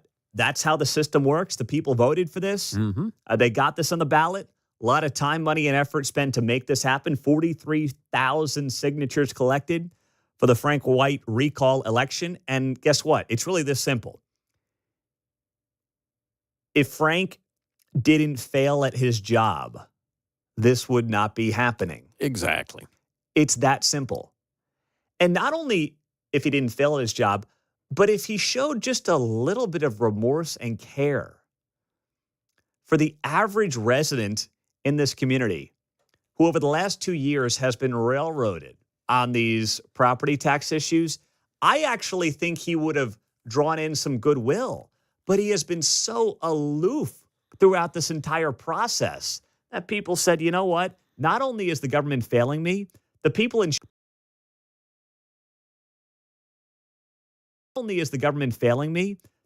charge won't even pretend to care. People in Jackson County be falling down to give Frank a little bit of latitude as an all-star baseman. He's not a regular politician where you go, that guy's a bum. Yeah. You're trying. Yeah, you want to like him. You're trying to help Frank help himself, but yep. He can't. He literally can't do it. Want to share this as well. This comes from lawmaker Manny Abarca. Jackson County legislator Manny Abarca, in partnership with Sean Smith and Vanessa Husky, will host a commercial property tax appeals town hall. It's happening tomorrow. The atrium at J. Rieger in Kansas City, Missouri.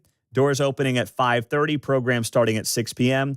The town hall aims to provide critical information to commercial property owners about the appeals process, because it seemed like this time around it was commercial property owners that got railroaded far more than residential because of the new laws in place. So the appeals deadline is coming up here 1 week from today. That is July 14th. So this is probably the final opportunity for business owners to ask questions in Jackson County, receive guidance, and begin or finalize their appeals process. So this is happening tomorrow, Tuesday, July 9th, J. Rieger, Kansas City, Missouri, 5:30 p.m. Doors open up. Program begins at 6. If you are a commercial property owner or you know somebody who is, make sure they're going tomorrow and make sure they are appealing those commercial property taxes as well, because that seems to be the place that is right now getting railroaded the worst of all of them. 913-408-7957, our text line and our studio line on KCMO. Pete, could Frank resign and save the taxpayers money leading up to the vote? My understanding is that, yes, he could. And he would not lose his pension or benefits. At least that was Sean Smith's interpretation last week. So there is a way around this if suddenly the people in charge are concerned about taxpayer monies. That's about a $1.2 million cost for Jackson County to put on the election and about $800,000 for Kansas City, Missouri. He could definitely hang him up and just say, you know what, I'm done. It's clear that people don't want me anymore, and I will resign and go my merry way. But there's nothing to suggest Frank White is going to do that. He's talked about being a fighter. He's talked about what he believes is standing up for himself and his administration. And he will do that. Something that I think could happen here that will be a narrative and a talking point. Where do they put the polling locations? Every polling location that you would get in a normal November election will not be available. If they don't put enough polling locations in the urban core of Kansas City, Missouri, people will make this about race. I believe Frank will make this about race. If there are more polling locations around certain parts of eastern Jackson County and not as many in the urban core, the claim will be that this thing was rigged. And it was rigged to not turn out Frank White voters. Just watch that story. Where they put the polling locations for this special election and the talking points that come out of it. I think that's something that will come up here in the next 60 days. Brett Anthony is a former KCTV5 meteorologist. He is now down in Central Texas. He will tell us the unique nature of what happened with these historically tragic floods over the weekend and give us some inside perspective next.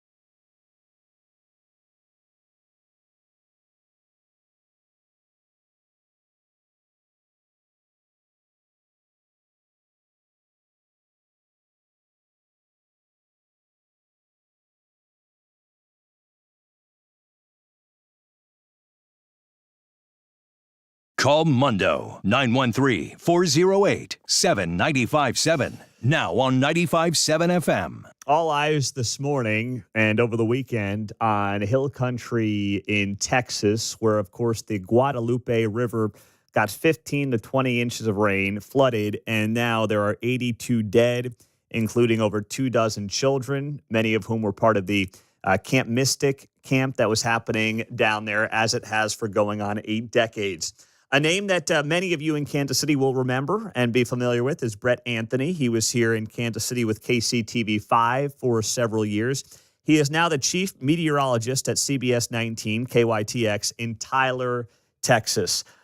Brett, it's great to have you back in Kansas City on KCMO. And let's just start off with what makes that part of Texas unique to these kinds of floods? Good morning, Pete. Thank you for having me. I just want to say, here in East Texas, we really feel for the folks in Central Texas and the Hill Country. It's just when we heard about the news coming out, I mean, just the pit of your gut just kind of drops. But that area is especially hilly. It's very dry. We've had a drought there recently.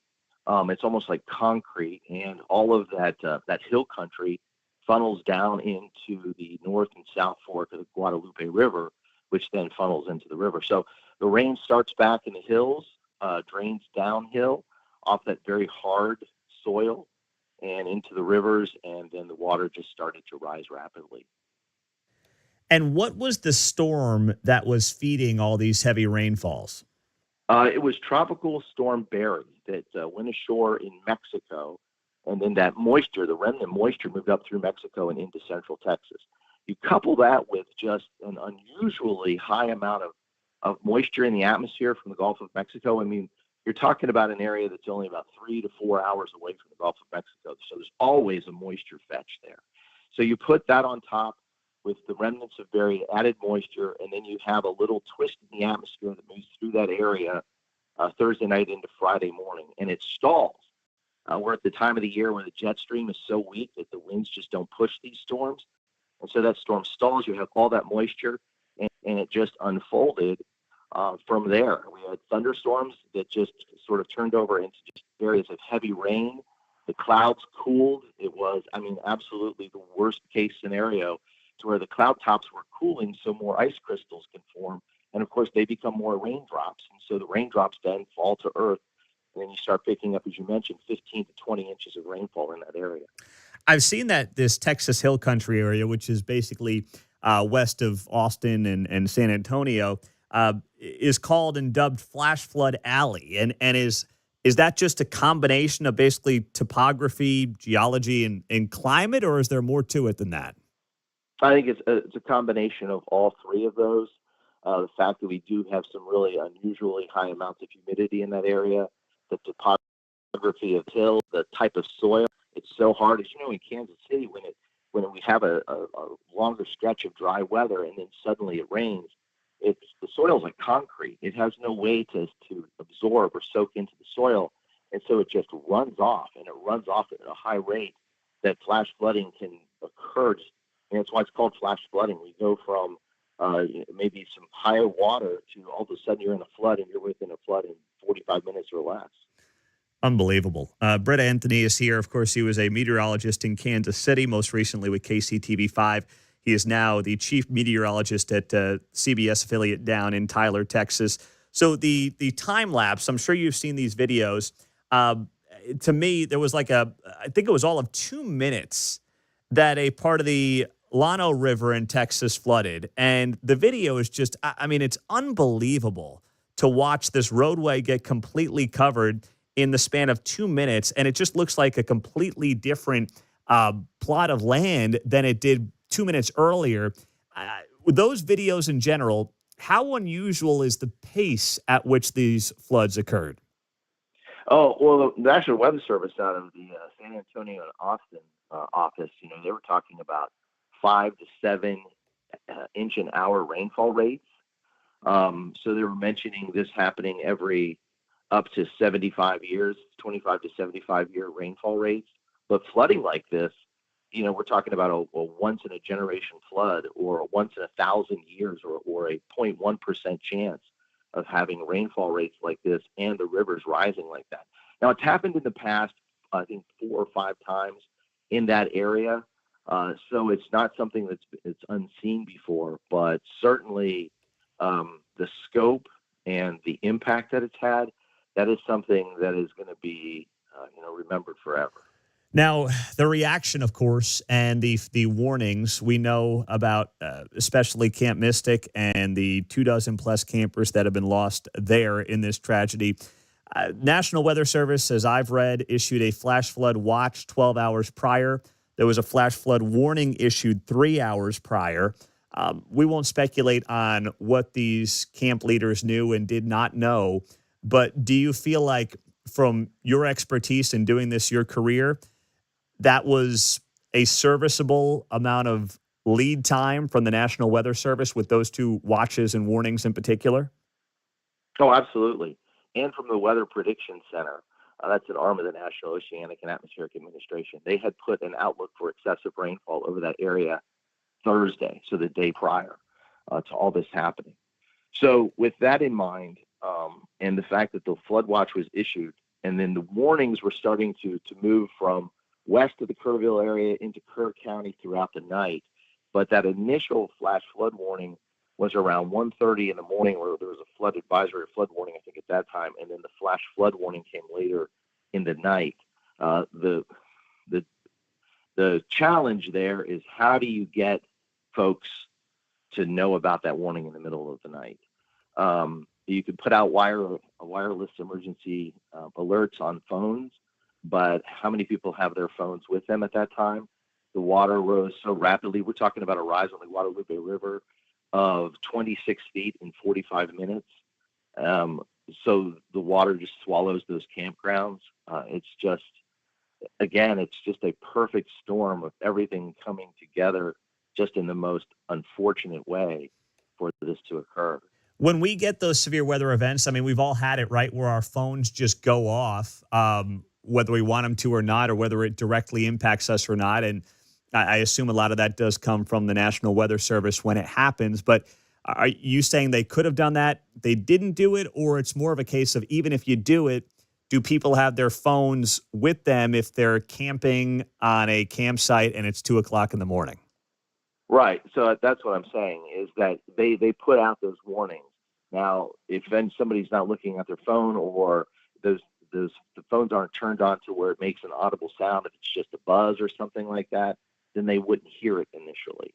So the warnings came out, well in advance. In fact, there was, we have something called the Slack channel, where we can monitor what the National Weather Service is thinking, and it's a way that they can speak with the media and emergency managers. And so, at 12:33 in the morning, they were issuing flood warnings and talking about having flash flood guidance 175% of normal in this area. So that was just west of Kerr County.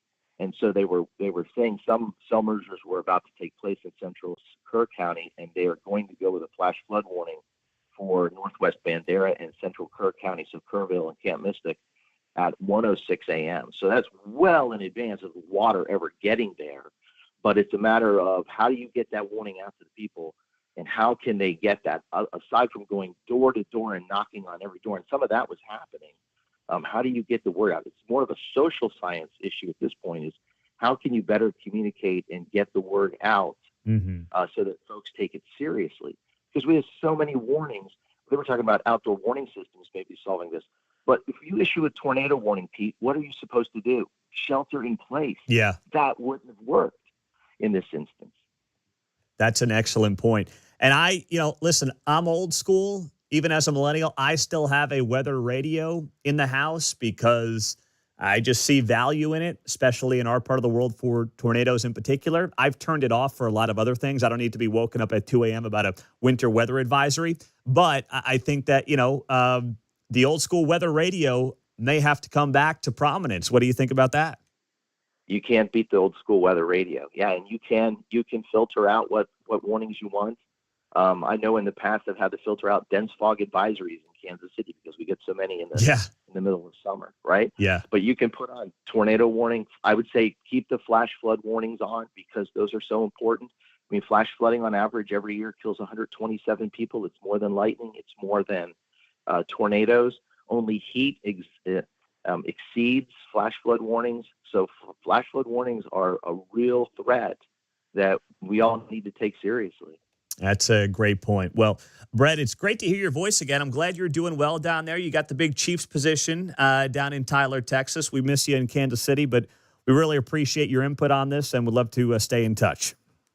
Absolutely, Pete. And know that I miss KC. Always will be in my heart as one of the most favorite places I've ever lived. Love the Chiefs, love the Royals still. So, we're down here in East Texas, close to Patrick Mahomes' hometown, and root for the Chiefs every Sunday. I love that. Yeah, we can't let you become a Cowboys fan down there. Can't do it. Not going to happen. All right. Well done there, Brett. Thank you for being here on KCMO. Thanks, Pete, for having me. You bet. Brett Anthony did a great job in Kansas City with KCTV5, now the Chief down at KYTX in Tyler, Texas. It's 8:45. It's great to have you here on a Monday morning. Coming up next, Mayor Lucas ended up on Al Sharpton's show yesterday. That was a doozy. We got the highlights. Maybe it's the low light from it coming up next.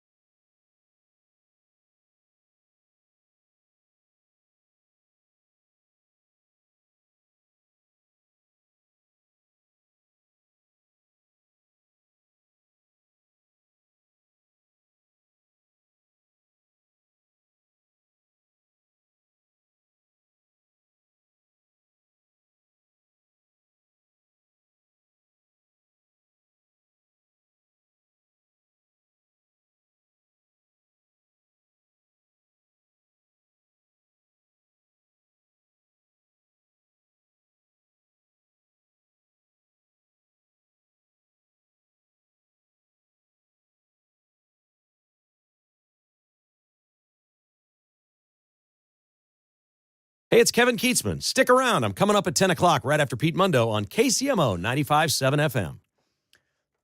So I see Quentin Lucas on Friday night. I was down at World War I at the fireworks show, and thank you to KCTV5 and the museum itself for having me up there for their countdown, which I was able to do. I was practicing all day, counting down from 10 to 1, and I didn't screw it up. I didn't say Happy New Year. I didn't say ho, ho, ho. Ho, ho, ho! Happy Independence Day! I just counted down from 10 to 1. Everything went swimmingly. No issues there, John. I was happy to do it, though. Thumbs up from the 6-year-old, right? Yeah, exactly. Right, Dad. Way to go. You didn't embarrass me. No, I did not embarrass the 6-year-old who could have done a better job. Yeah. So, and I see the mayor there, and we had a very pleasant 5-minute conversation just about, fatherhood and young kids and toddlers and, what's next for him. And I told him, don't run for Congress. That's a thankless job. You leave your kids at home Monday to Thursday. Like, what's the point in doing any of that?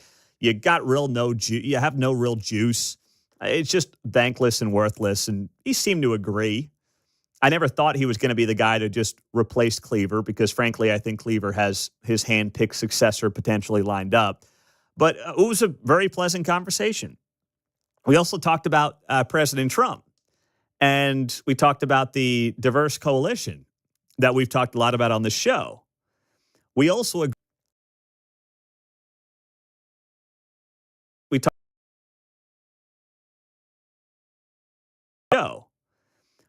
agreed that the Republican Party may have a difficult time holding on to that diverse coalition in a post-Trump world.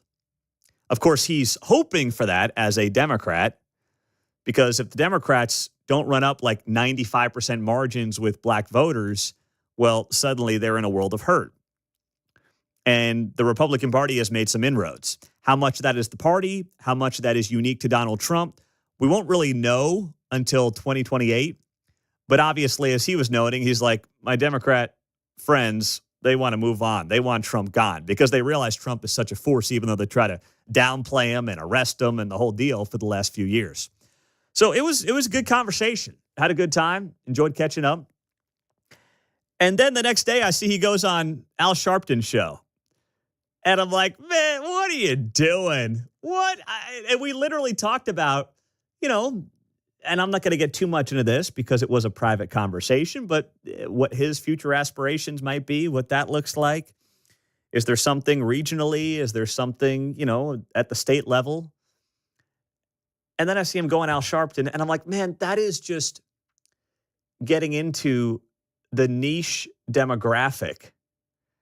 There's not a big Al Sharpton coalition in Missouri or Kansas City. I promise you there isn't. Show some RESPICT. I won't do it, Al, because that coalition here is not big.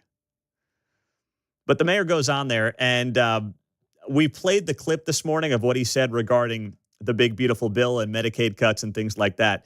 But this one really stood out to me, and the mayor shared this one on his personal social media over the weekend. So I don't think it was by accident. He was trying to show off a little bit on this clip. But what we will make sure that we do as mayors of cities is stand up for the rights of people. I'm not making compromises on the rights of people to exist. We are not making compromises on DEI in America. We need to make sure there are more Black people in positions in places like Kansas City. And we're going to continue to do that no matter what the administration is saying ahead.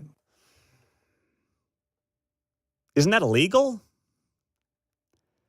We are going to hire people based on their skin color? So we're not going to hire the best people for the job in Kansas City, or we might, but we will give the race of the individual applicants some potential perks or a leg up if they are of a certain color. I thought the Supreme Court took care of that recently. Said that's got to go. That can't happen. We're not doing this anymore. So of all the things the mayor said to the Reverend, and I use that term very loosely, the Reverend. Of all the things the mayor said to Mr. Sharpton there, Al might be the better way to refer to him. That's the thing that he wanted to share. Why? What's the purpose? The mayor's a smart man. I think that's to drum up enthusiasm amongst the most diehard Democrats on social media. That's it. Which makes me wonder, why would he do that? Is it about that next gig? Is it something within the DNC? That wasn't about appealing to the moderate Kansas City Democrat. They don't want to hear that, right? They're like, no, we're not interested in going down that road. No, thanks. So why would you take that approach? What's the point? It's got to be simply about appealing to someone larger and something larger. And that is potentially national aspirations. I don't know what, but nothing else makes any sense to me. Paul is on KCMO Talk Radio. He is in Kansas City. What's up, Paul? Good morning. Hey, good morning, Pete. Yeah, I was just wondering, do you think that Mayor Lucas is going to follow Zohan the Destroyer? He sees a path for that socialist niche of the Democratic Party on the national level? Because it sure sounded like Zohan the Destroyer to me. I don't think so, Paul. I mean, listen, the guy's got 2 years left. If he wanted to do that, he would have started that a year and a half ago when the second term was won. And I have not sensed that from him. I've actually sensed a guy who's trying to moderate from where he was in a post-COVID, post-George Floyd era. That's the read I've gotten. So I don't think he's going to spend his last 2 years going way out to the left field. I just think this was a one-off with Al Sharpton, and I don't know, and I'm trying to figure out the why behind it. Yeah, I always thought he was a moderate blue dog type Democrat, but watching this Zohan the Destroyer get this national media attention, I'm thinking, well, maybe these guys will get piggyback off of them. Maybe they see something. I hope not. Listen, I hope like heck that's not the case, Paul. I don't think it is right now, but hey, I'm happy to be surprised and taken off guard, and I have been before. Now, I just looked this up, too, out of curiosity. I'm looking at this at data.kcmo.org. City of KCMO employee demographics. There's about 4,000 employees for the city of Kansas City, Missouri. Drum roll. And 1,600 are black. So about 40% of the city's employees are black in a city that is about 28% black. My personal opinion living here all my life, but visually, yeah, I didn't think we had a shortage. No. Visually, I've lived here all my life, Yeah, I mean, that is clear as day. You have right now a much larger percentage of employees in Kansas City, Missouri who are black compared to their percentage of the population. And the mayor is insisting that we will make sure that we continue to hire in part based on race. And one race in particular will be favored. And it happens to be a race that, based on the numbers, is already overrepresented at the municipal level when it comes to employment. Please make it make sense. Coming up in the 9 o'clock hour, I want to have a conversation with you about where are the men, especially in boys' lives. And someone's acknowledging this is real. You won't believe who, coming up next.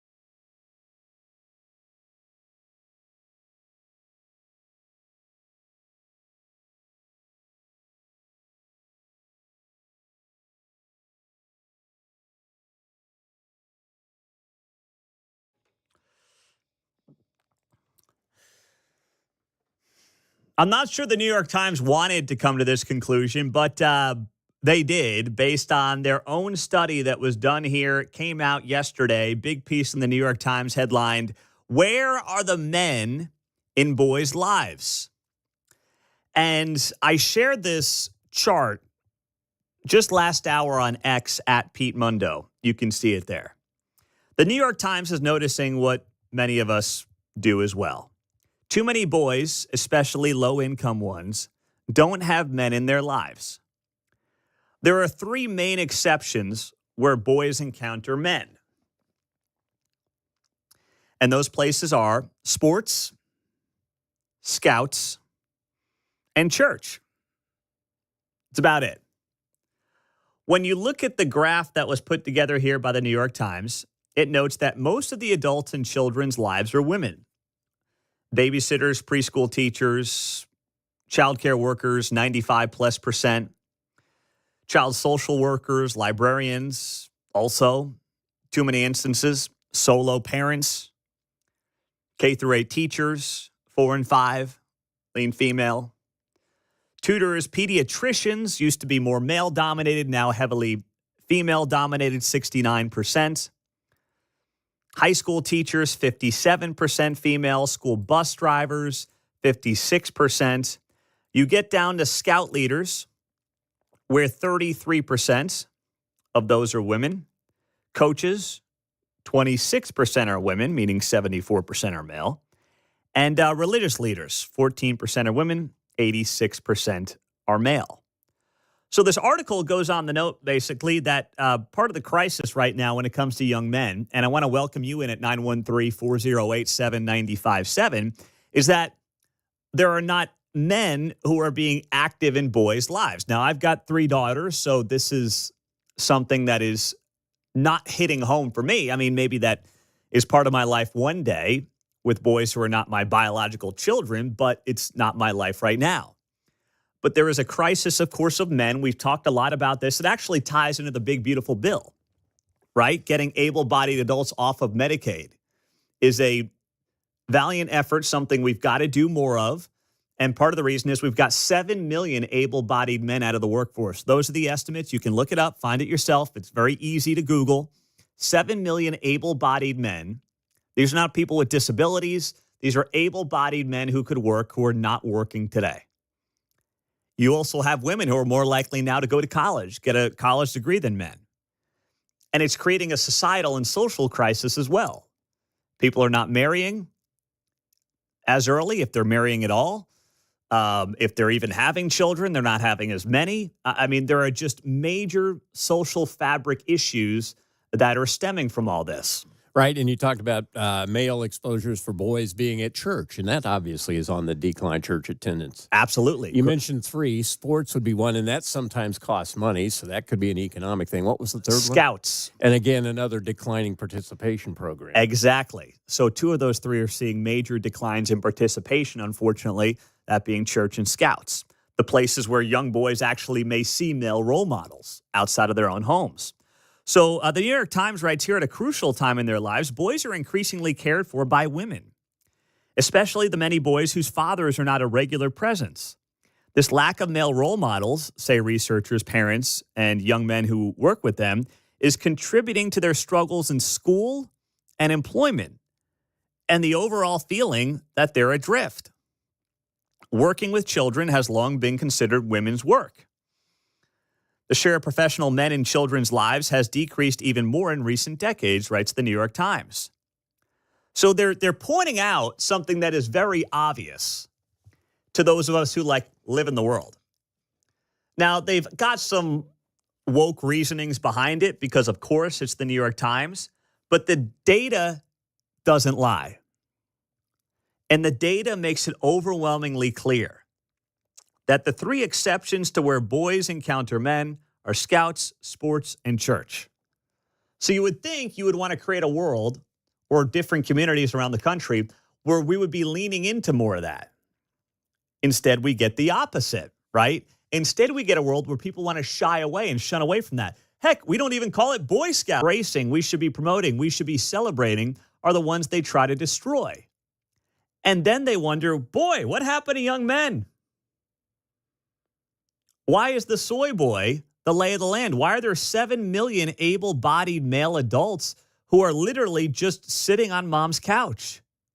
Don't worry, little Johnny. It's going to be okay. You're 28 years old. Grow up. Get a job. Get out of mom's basement. Stop playing video games and looking at pornography. They don't want to do it. And as a result, if we don't have, this is going to be a surprise maybe to some of you, but it's very simple to understand how we reproduce. Men find women, women find men, they fall in love, they create a family, and on we go. Our birth rates are at historic lows. We are not duplicating and procreating at the pace we need to, obviously, to keep this whole thing that we call society and life and humankind going. It's not going to happen overnight. But the trends have been downward for 50, 60 years, and they are at a crisis level. And all this stuff is part of the broader conversation and picture that we've got to have here. And we can have it with you on KCMO at 913-408-7957. In KCK, that's where Stephen is this morning. Hello, Stephen. Good morning. Go ahead. Hey, Pete. What's going on, man?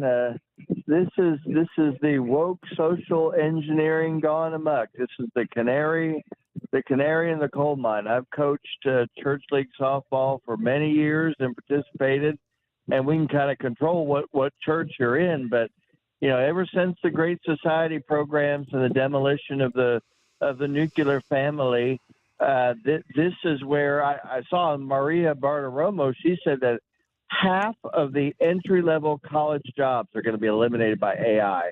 So that we're going to see a revitalization in the trades, I think. They don't want the scouts to succeed. They don't want the male, a strong male role model. They want woke social engineering across the board. And the only way to fight back is to restock the trades. Don't go to liberal arts colleges. Don't get their certificate. Do the qualifications, whatever you can. I mean, it sounds harsh, but we've got to take. We're going to be forced to take this approach for some of the reasons that you mentioned there. You're right, and I think a big thing to blame as well. And I don't know how much of this was intended. And I say this as the father of 3 daughters. The feminist movement, for I think many, was driven by and motivated by the right reasons. Equal opportunity and things like that, Title IX were great. There were those who wanted it to be a zero-sum game. Women achieving at the expense of men. Instead of it just being, hey, let's promote women, whether it's being in the workforce or doing whatever men want to do and can do, that's great. Of course, that's totally fine. No one's going to be against that. But it should have never been at the expense of young men and boys. It shouldn't have never been an either-or proposition. And I do believe there are people in the movement over the last 50 years who wanted it and treated it like it was an either-or proposition. And they've completely failed society as a result, John. Right. It becomes a situation where we can all do something, though. I was thinking about, my dad was around, but there's so many other men. I played football in high school, right? And I played left out. I didn't play, I was on the team and in the yearbook picture. But I learned something. Yeah. And this stuff still sticks in my head to my day. I can hear it. You know? And so it's like a group effort, if you will. It doesn't have to be just the dad, because sometimes the dad isn't the best role model, possibly, which is why they're absent. That's a good point. The rest of us can do something. I got grandkids, and I kind of watch over, all kids are different, as you know, but just look where they're gravitating and maybe help them go towards that area or steer them away from it, as the case may be. But we can all do something. I think you're right. You don't have to join an organization. I think about our friends at the Fathers Club here in Kansas City and the work that they're doing. They've been on the show multiple times. Dads wanting to get engaged with the school, but not wanting to overstep the moms on, the PTO board and things like that. Developing those opportunities for dads in the schools, I think, are great places to start. And the Fathers Club in Kansas City is doing stuff like that all over Kansas City. You can look them up, just Google the Fathers Club, and they'll show up. They're doing awesome work. And they understand that also what this is about it's about the dads, too. The dads benefit by being around other dads, Mhm. and then they want to lean in more to the kids. And it's not just, their own children. It's also the Mhm. boys and There you go. girls around them. Yep, absolutely. The note. Yep, absolutely. The New York Times goes on the note here in this piece. Single mother households have also become more common. You don't say. You don't say. The underlying theme here as well, and Stephen alluded to it, the Great Society's failures when it comes to its breakdown of the nuclear family. Mentorship groups say they struggle to find as many male volunteers as there are boys who need them. And as families have become more insular, participation in community groups and churches has declined. And children spend less time playing outside with neighbors. Children then get to know fewer adults. You probably remember that too, right? Getting laid into by somebody else's parent is something that sticks with you. It's bad enough when you get laid into by one of your own parents, but there's something different about another adult reprimanding you, just in the neighborhood, especially if it's a male. I can think about moments in my life as a young boy that stand out to me where you get a male who's not your father lay into you, suddenly you pucker up real fast. That's what happens. And that's healthy. That's good. Those are good memories to have. They're important memories to have. And if we don't have as many opportunities to get those memories, then it's another cultural loss, especially for the young men right now who desperately need it. 913-408-7957 is how you join us on KCMO Talk Radio 95.7 FM. And we are always streaming on the KCMO Talk Radio app. Do not miss that. You download it. That way you catch us every morning. Keatsman, take it right into the Vince Show. Guy Benson and Mark Levin on your drive home. It is great to be here on a post-Independence Day weekend on KCMO Talk Radio. We'll get to our caller of the day coming up at the bottom of the hour, but we still have room for you as well. 913-408-7957. Hope you had a tremendous weekend, and we are back with you and more coming up next.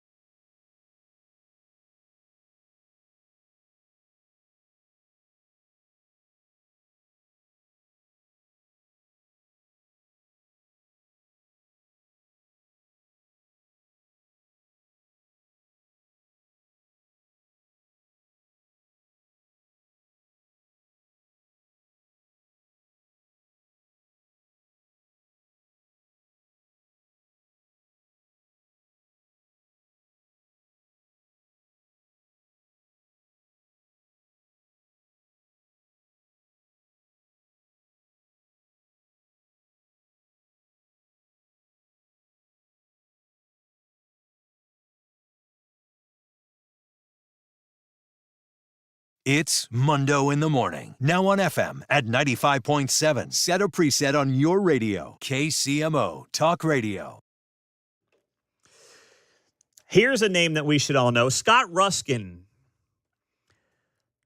This is a man who works for the Coast Guard, which is often overlooked as someone who had a great uncle in the Coast Guard. It seems like the Coast Guard doesn't get enough attention for what is oftentimes very dangerous, admirable work, especially in moments like what happened down in Texas with the deadly floods that have taken the lives of 82.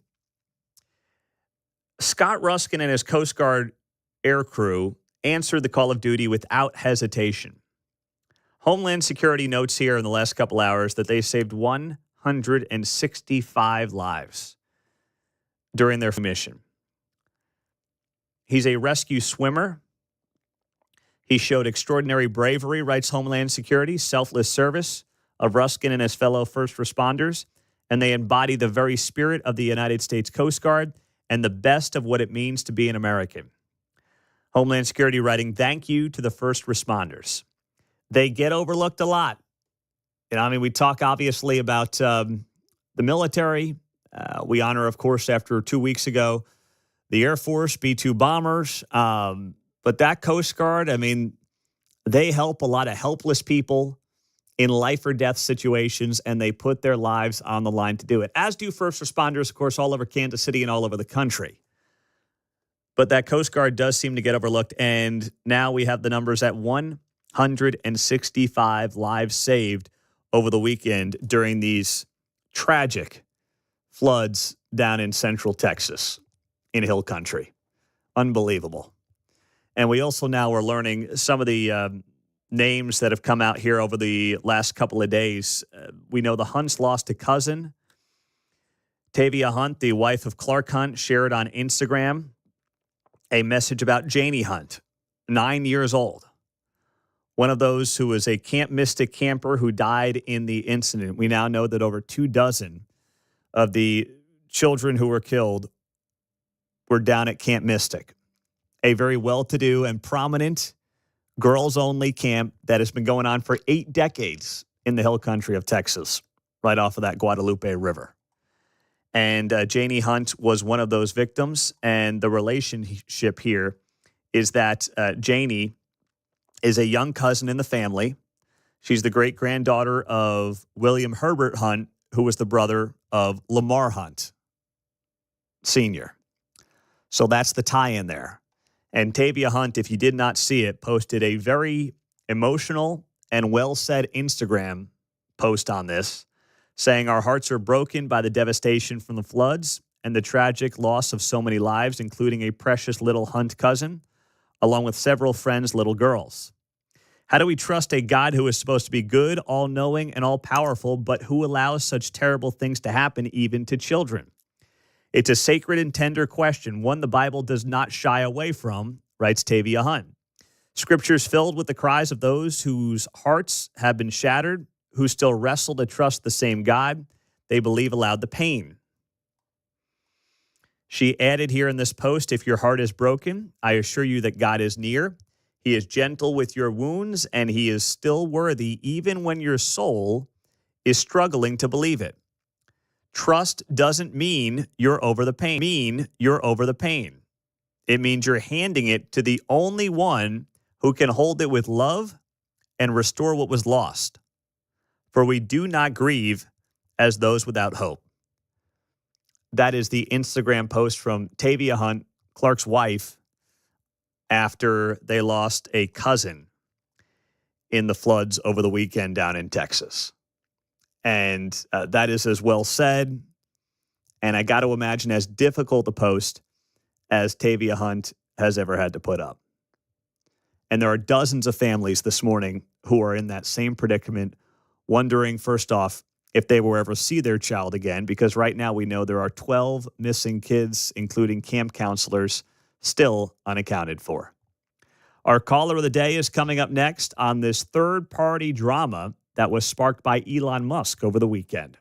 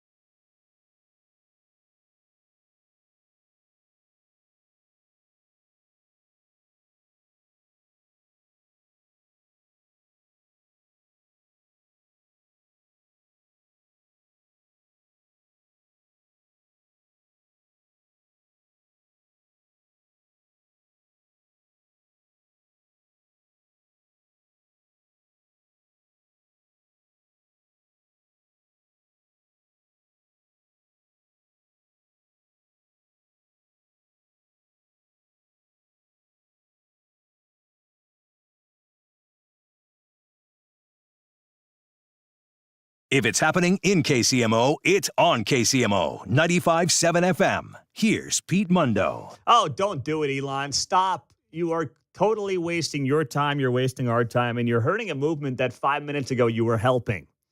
Elon Musk announcing over the weekend, the day after Independence Day, the day after the president signs the big, beautiful bill, that he is going to launch the America Party. Why?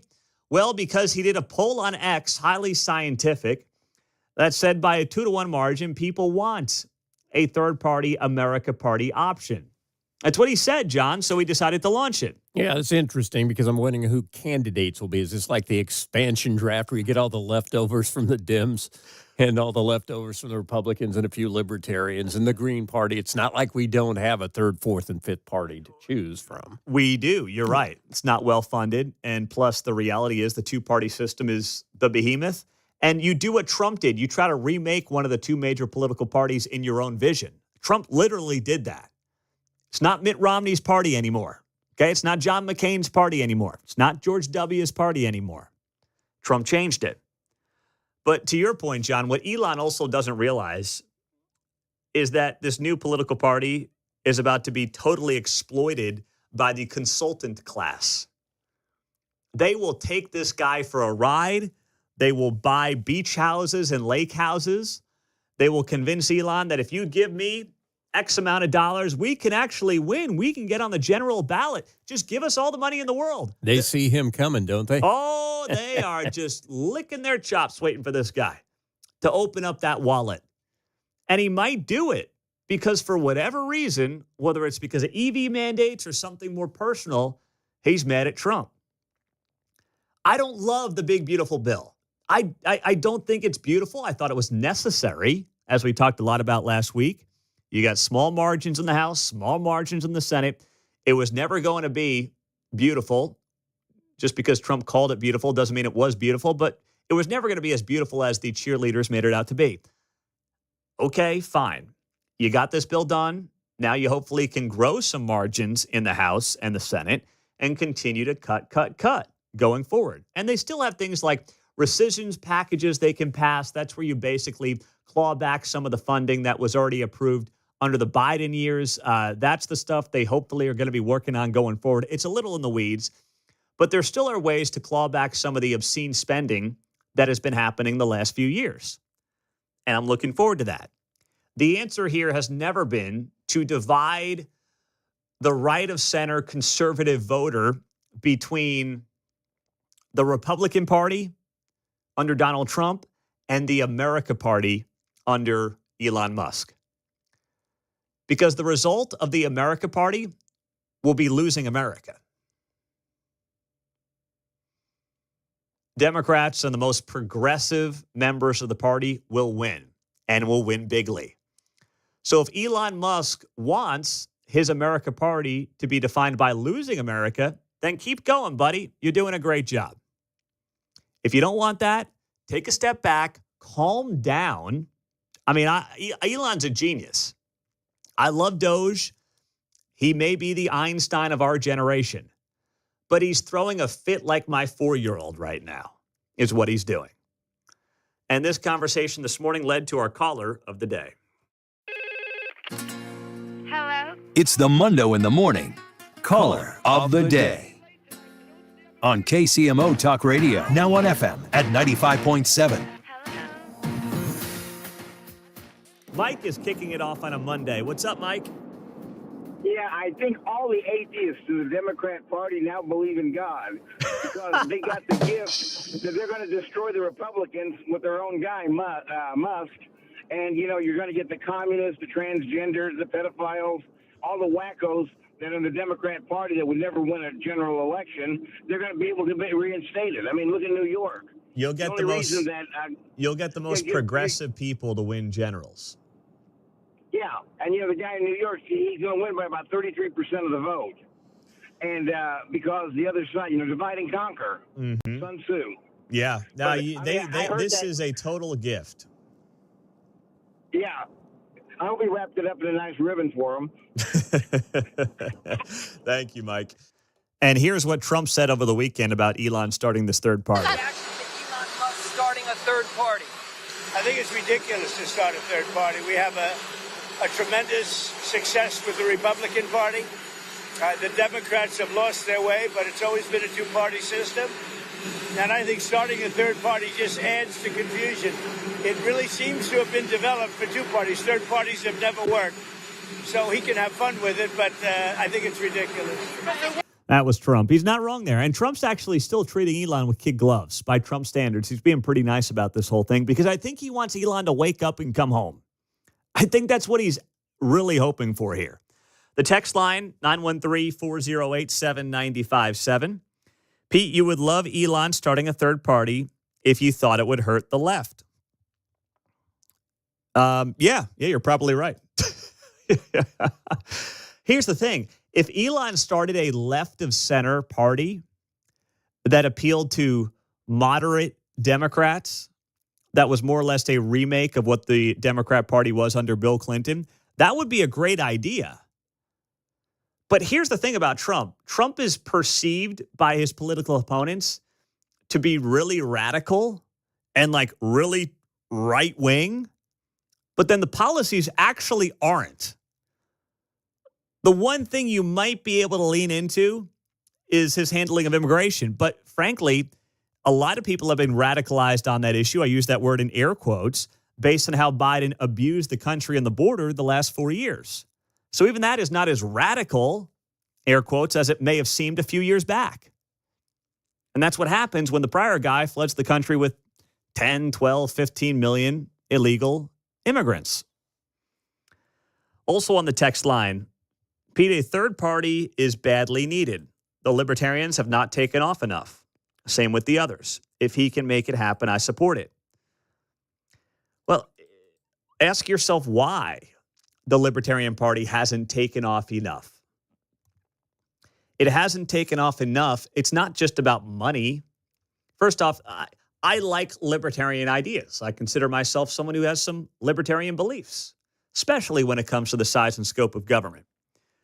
But man, I mean, we talk about how like university professors are now the backbone and the brain trust of the Democrat Party. It's not like the workers and the blue dog Democrats of 25, 35, 45 years ago.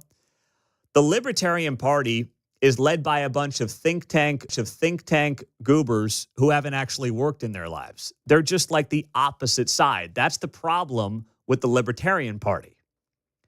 The best thing to do is for the Libertarian Party is to basically embrace and try to change around the edges the Republican Party because they have similar beliefs. They're better off trying to influence the Republican Party, and that's what Elon's better off doing.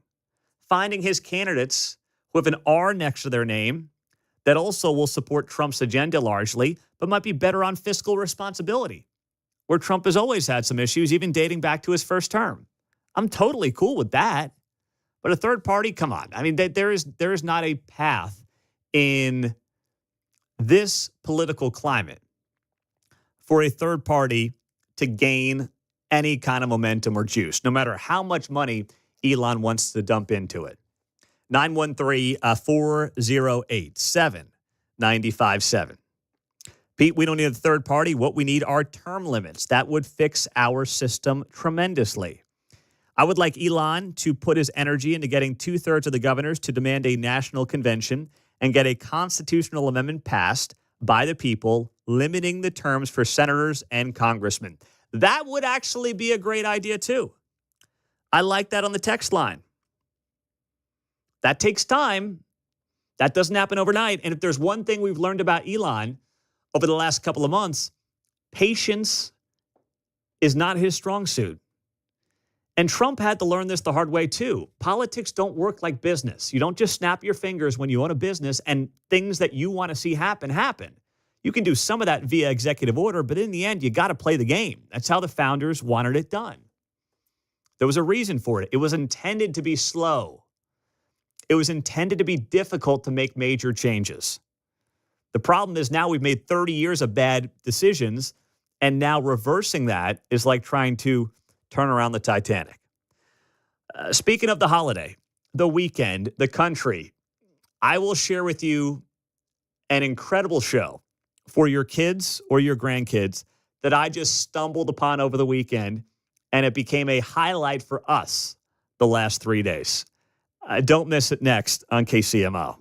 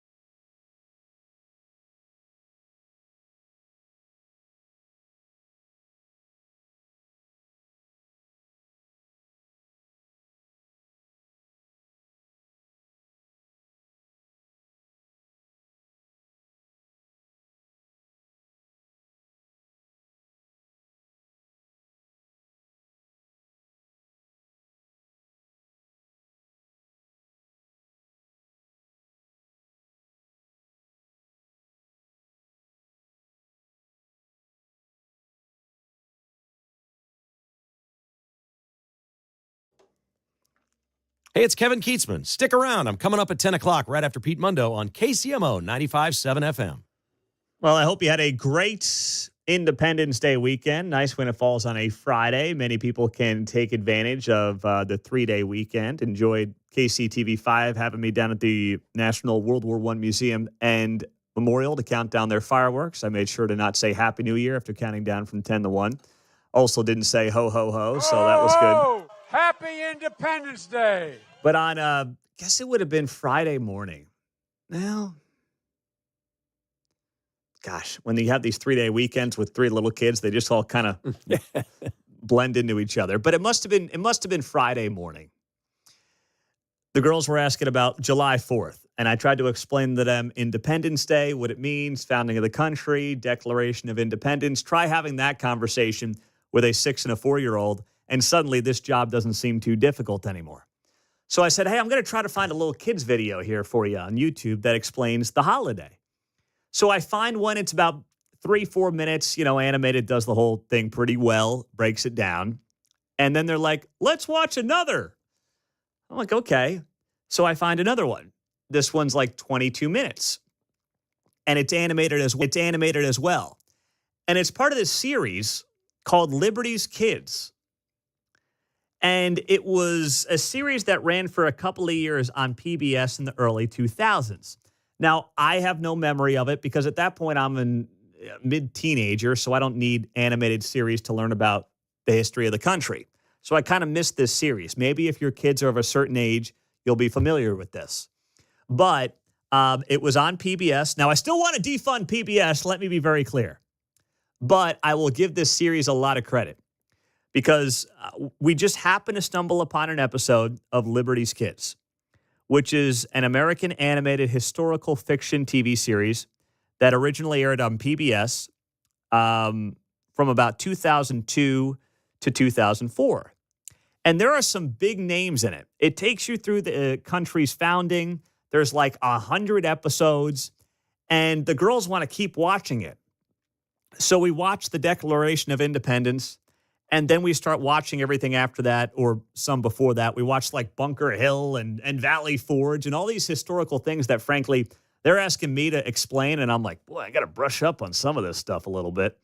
I was about 20 years removed from high school history and really getting into the nitty gritty on Bunker Hill and Valley Forge, John, One is by land and two is by sea. Thank you. Right, throw your tea in the bay. Should have had you at the house this weekend. But you've got the late Walter Cronkite, who is the voice of Benjamin Franklin. Of course, Walter starting his career as a sports guy here at KCMO. Sylvester Stallone is Paul Revere. Ben Stiller's Thomas Jefferson. Billy Crystal's John Adams. Dustin Hoffman is Benedict Arnold. They got some big names out for this Liberty's Kids series. And if you're thinking, whoa, this is like a who's who of Hollywood. This must be woke, right? We probably watched over the weekend 10 episodes. They're quick. We watched like 2 or 3 a day. And not yet.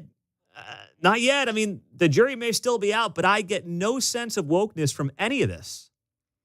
Arnold Schwarzenegger's in there as well. Liam Neeson. So they got some big names in this Liberty's Kids series, and you can watch it for free on YouTube. So, Mark, you got something to do now with the girls. So this was early 2000s, you said? Yes. Okay. So this is probably around 9/11 when patriotism was at a pretty high. That's a good point, yes. The first one launched October of 2002. Nice. So that's right in line. So last night we were watching one. I forget what the topic was. But Claire, my 6-year-old, 6.5 now, she's like, Dad, when I go to school this fall, about this war than anybody in my class. And I'm like, yeah, you're right. You're actually right. She might have learned more in the last 3 days about American history than she learned in a year sitting in kindergarten. I know it's kind of early for learning about American history, but still, I mean, it was pretty incredible stuff. And really, I was learning stuff. Kate and I were learning stuff watching this, John. I was going to say they learn more than they even teach in school now in this era. You're right. You're right. Nothing like, the founding fathers were racist or anything like that. It was just good old-fashioned American history. Ridiculous speeches that I heard Kamala. I didn't verify if that was just this weekend or not, but I saw a ridiculous speech from her. Oh, I all know. about coming and taking land. I'm like, oh, you mean the Spanish? I think that came was, over in their armadas. You mean the French who came over fur trapping? Is that who you're talking about? I think those were from last year from Kamala Harris. Okay. Yeah. Yeah. So, could you imagine having to celebrate the 250th birthday of America last year with her in charge? I mean, if nothing else, even if you're like not a Trump fan, please tell me who you'd rather have be in charge for the 250th birthday of this country coming up next year.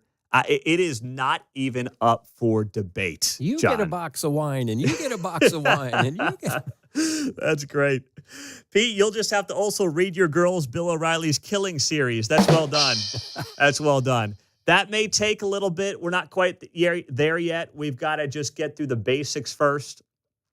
We're still learning how to read. Might want to work through the Nancy Drew or Hardy Boys mysteries first before we get to Bill O'Reilly. I do have my advanced reader's copy of Bill's newest book coming out in September that I'm excited to get my hands on. And that's just about the evil in this country. Gosh, what's the name of that new book? Bill O'Reilly I hate to do this on the fly, but Confronting Evil. There it is. Confronting Evil. Assessing the worst of the worst. I'll be doing that with some downtime coming up later this month. Kevin Keatsman, always hustling in the 10 o'clock hour here on KCMO Talk Radio. He is taking over and coming up next. Liberty's Kids. Find it on YouTube. We're back tomorrow morning at 6.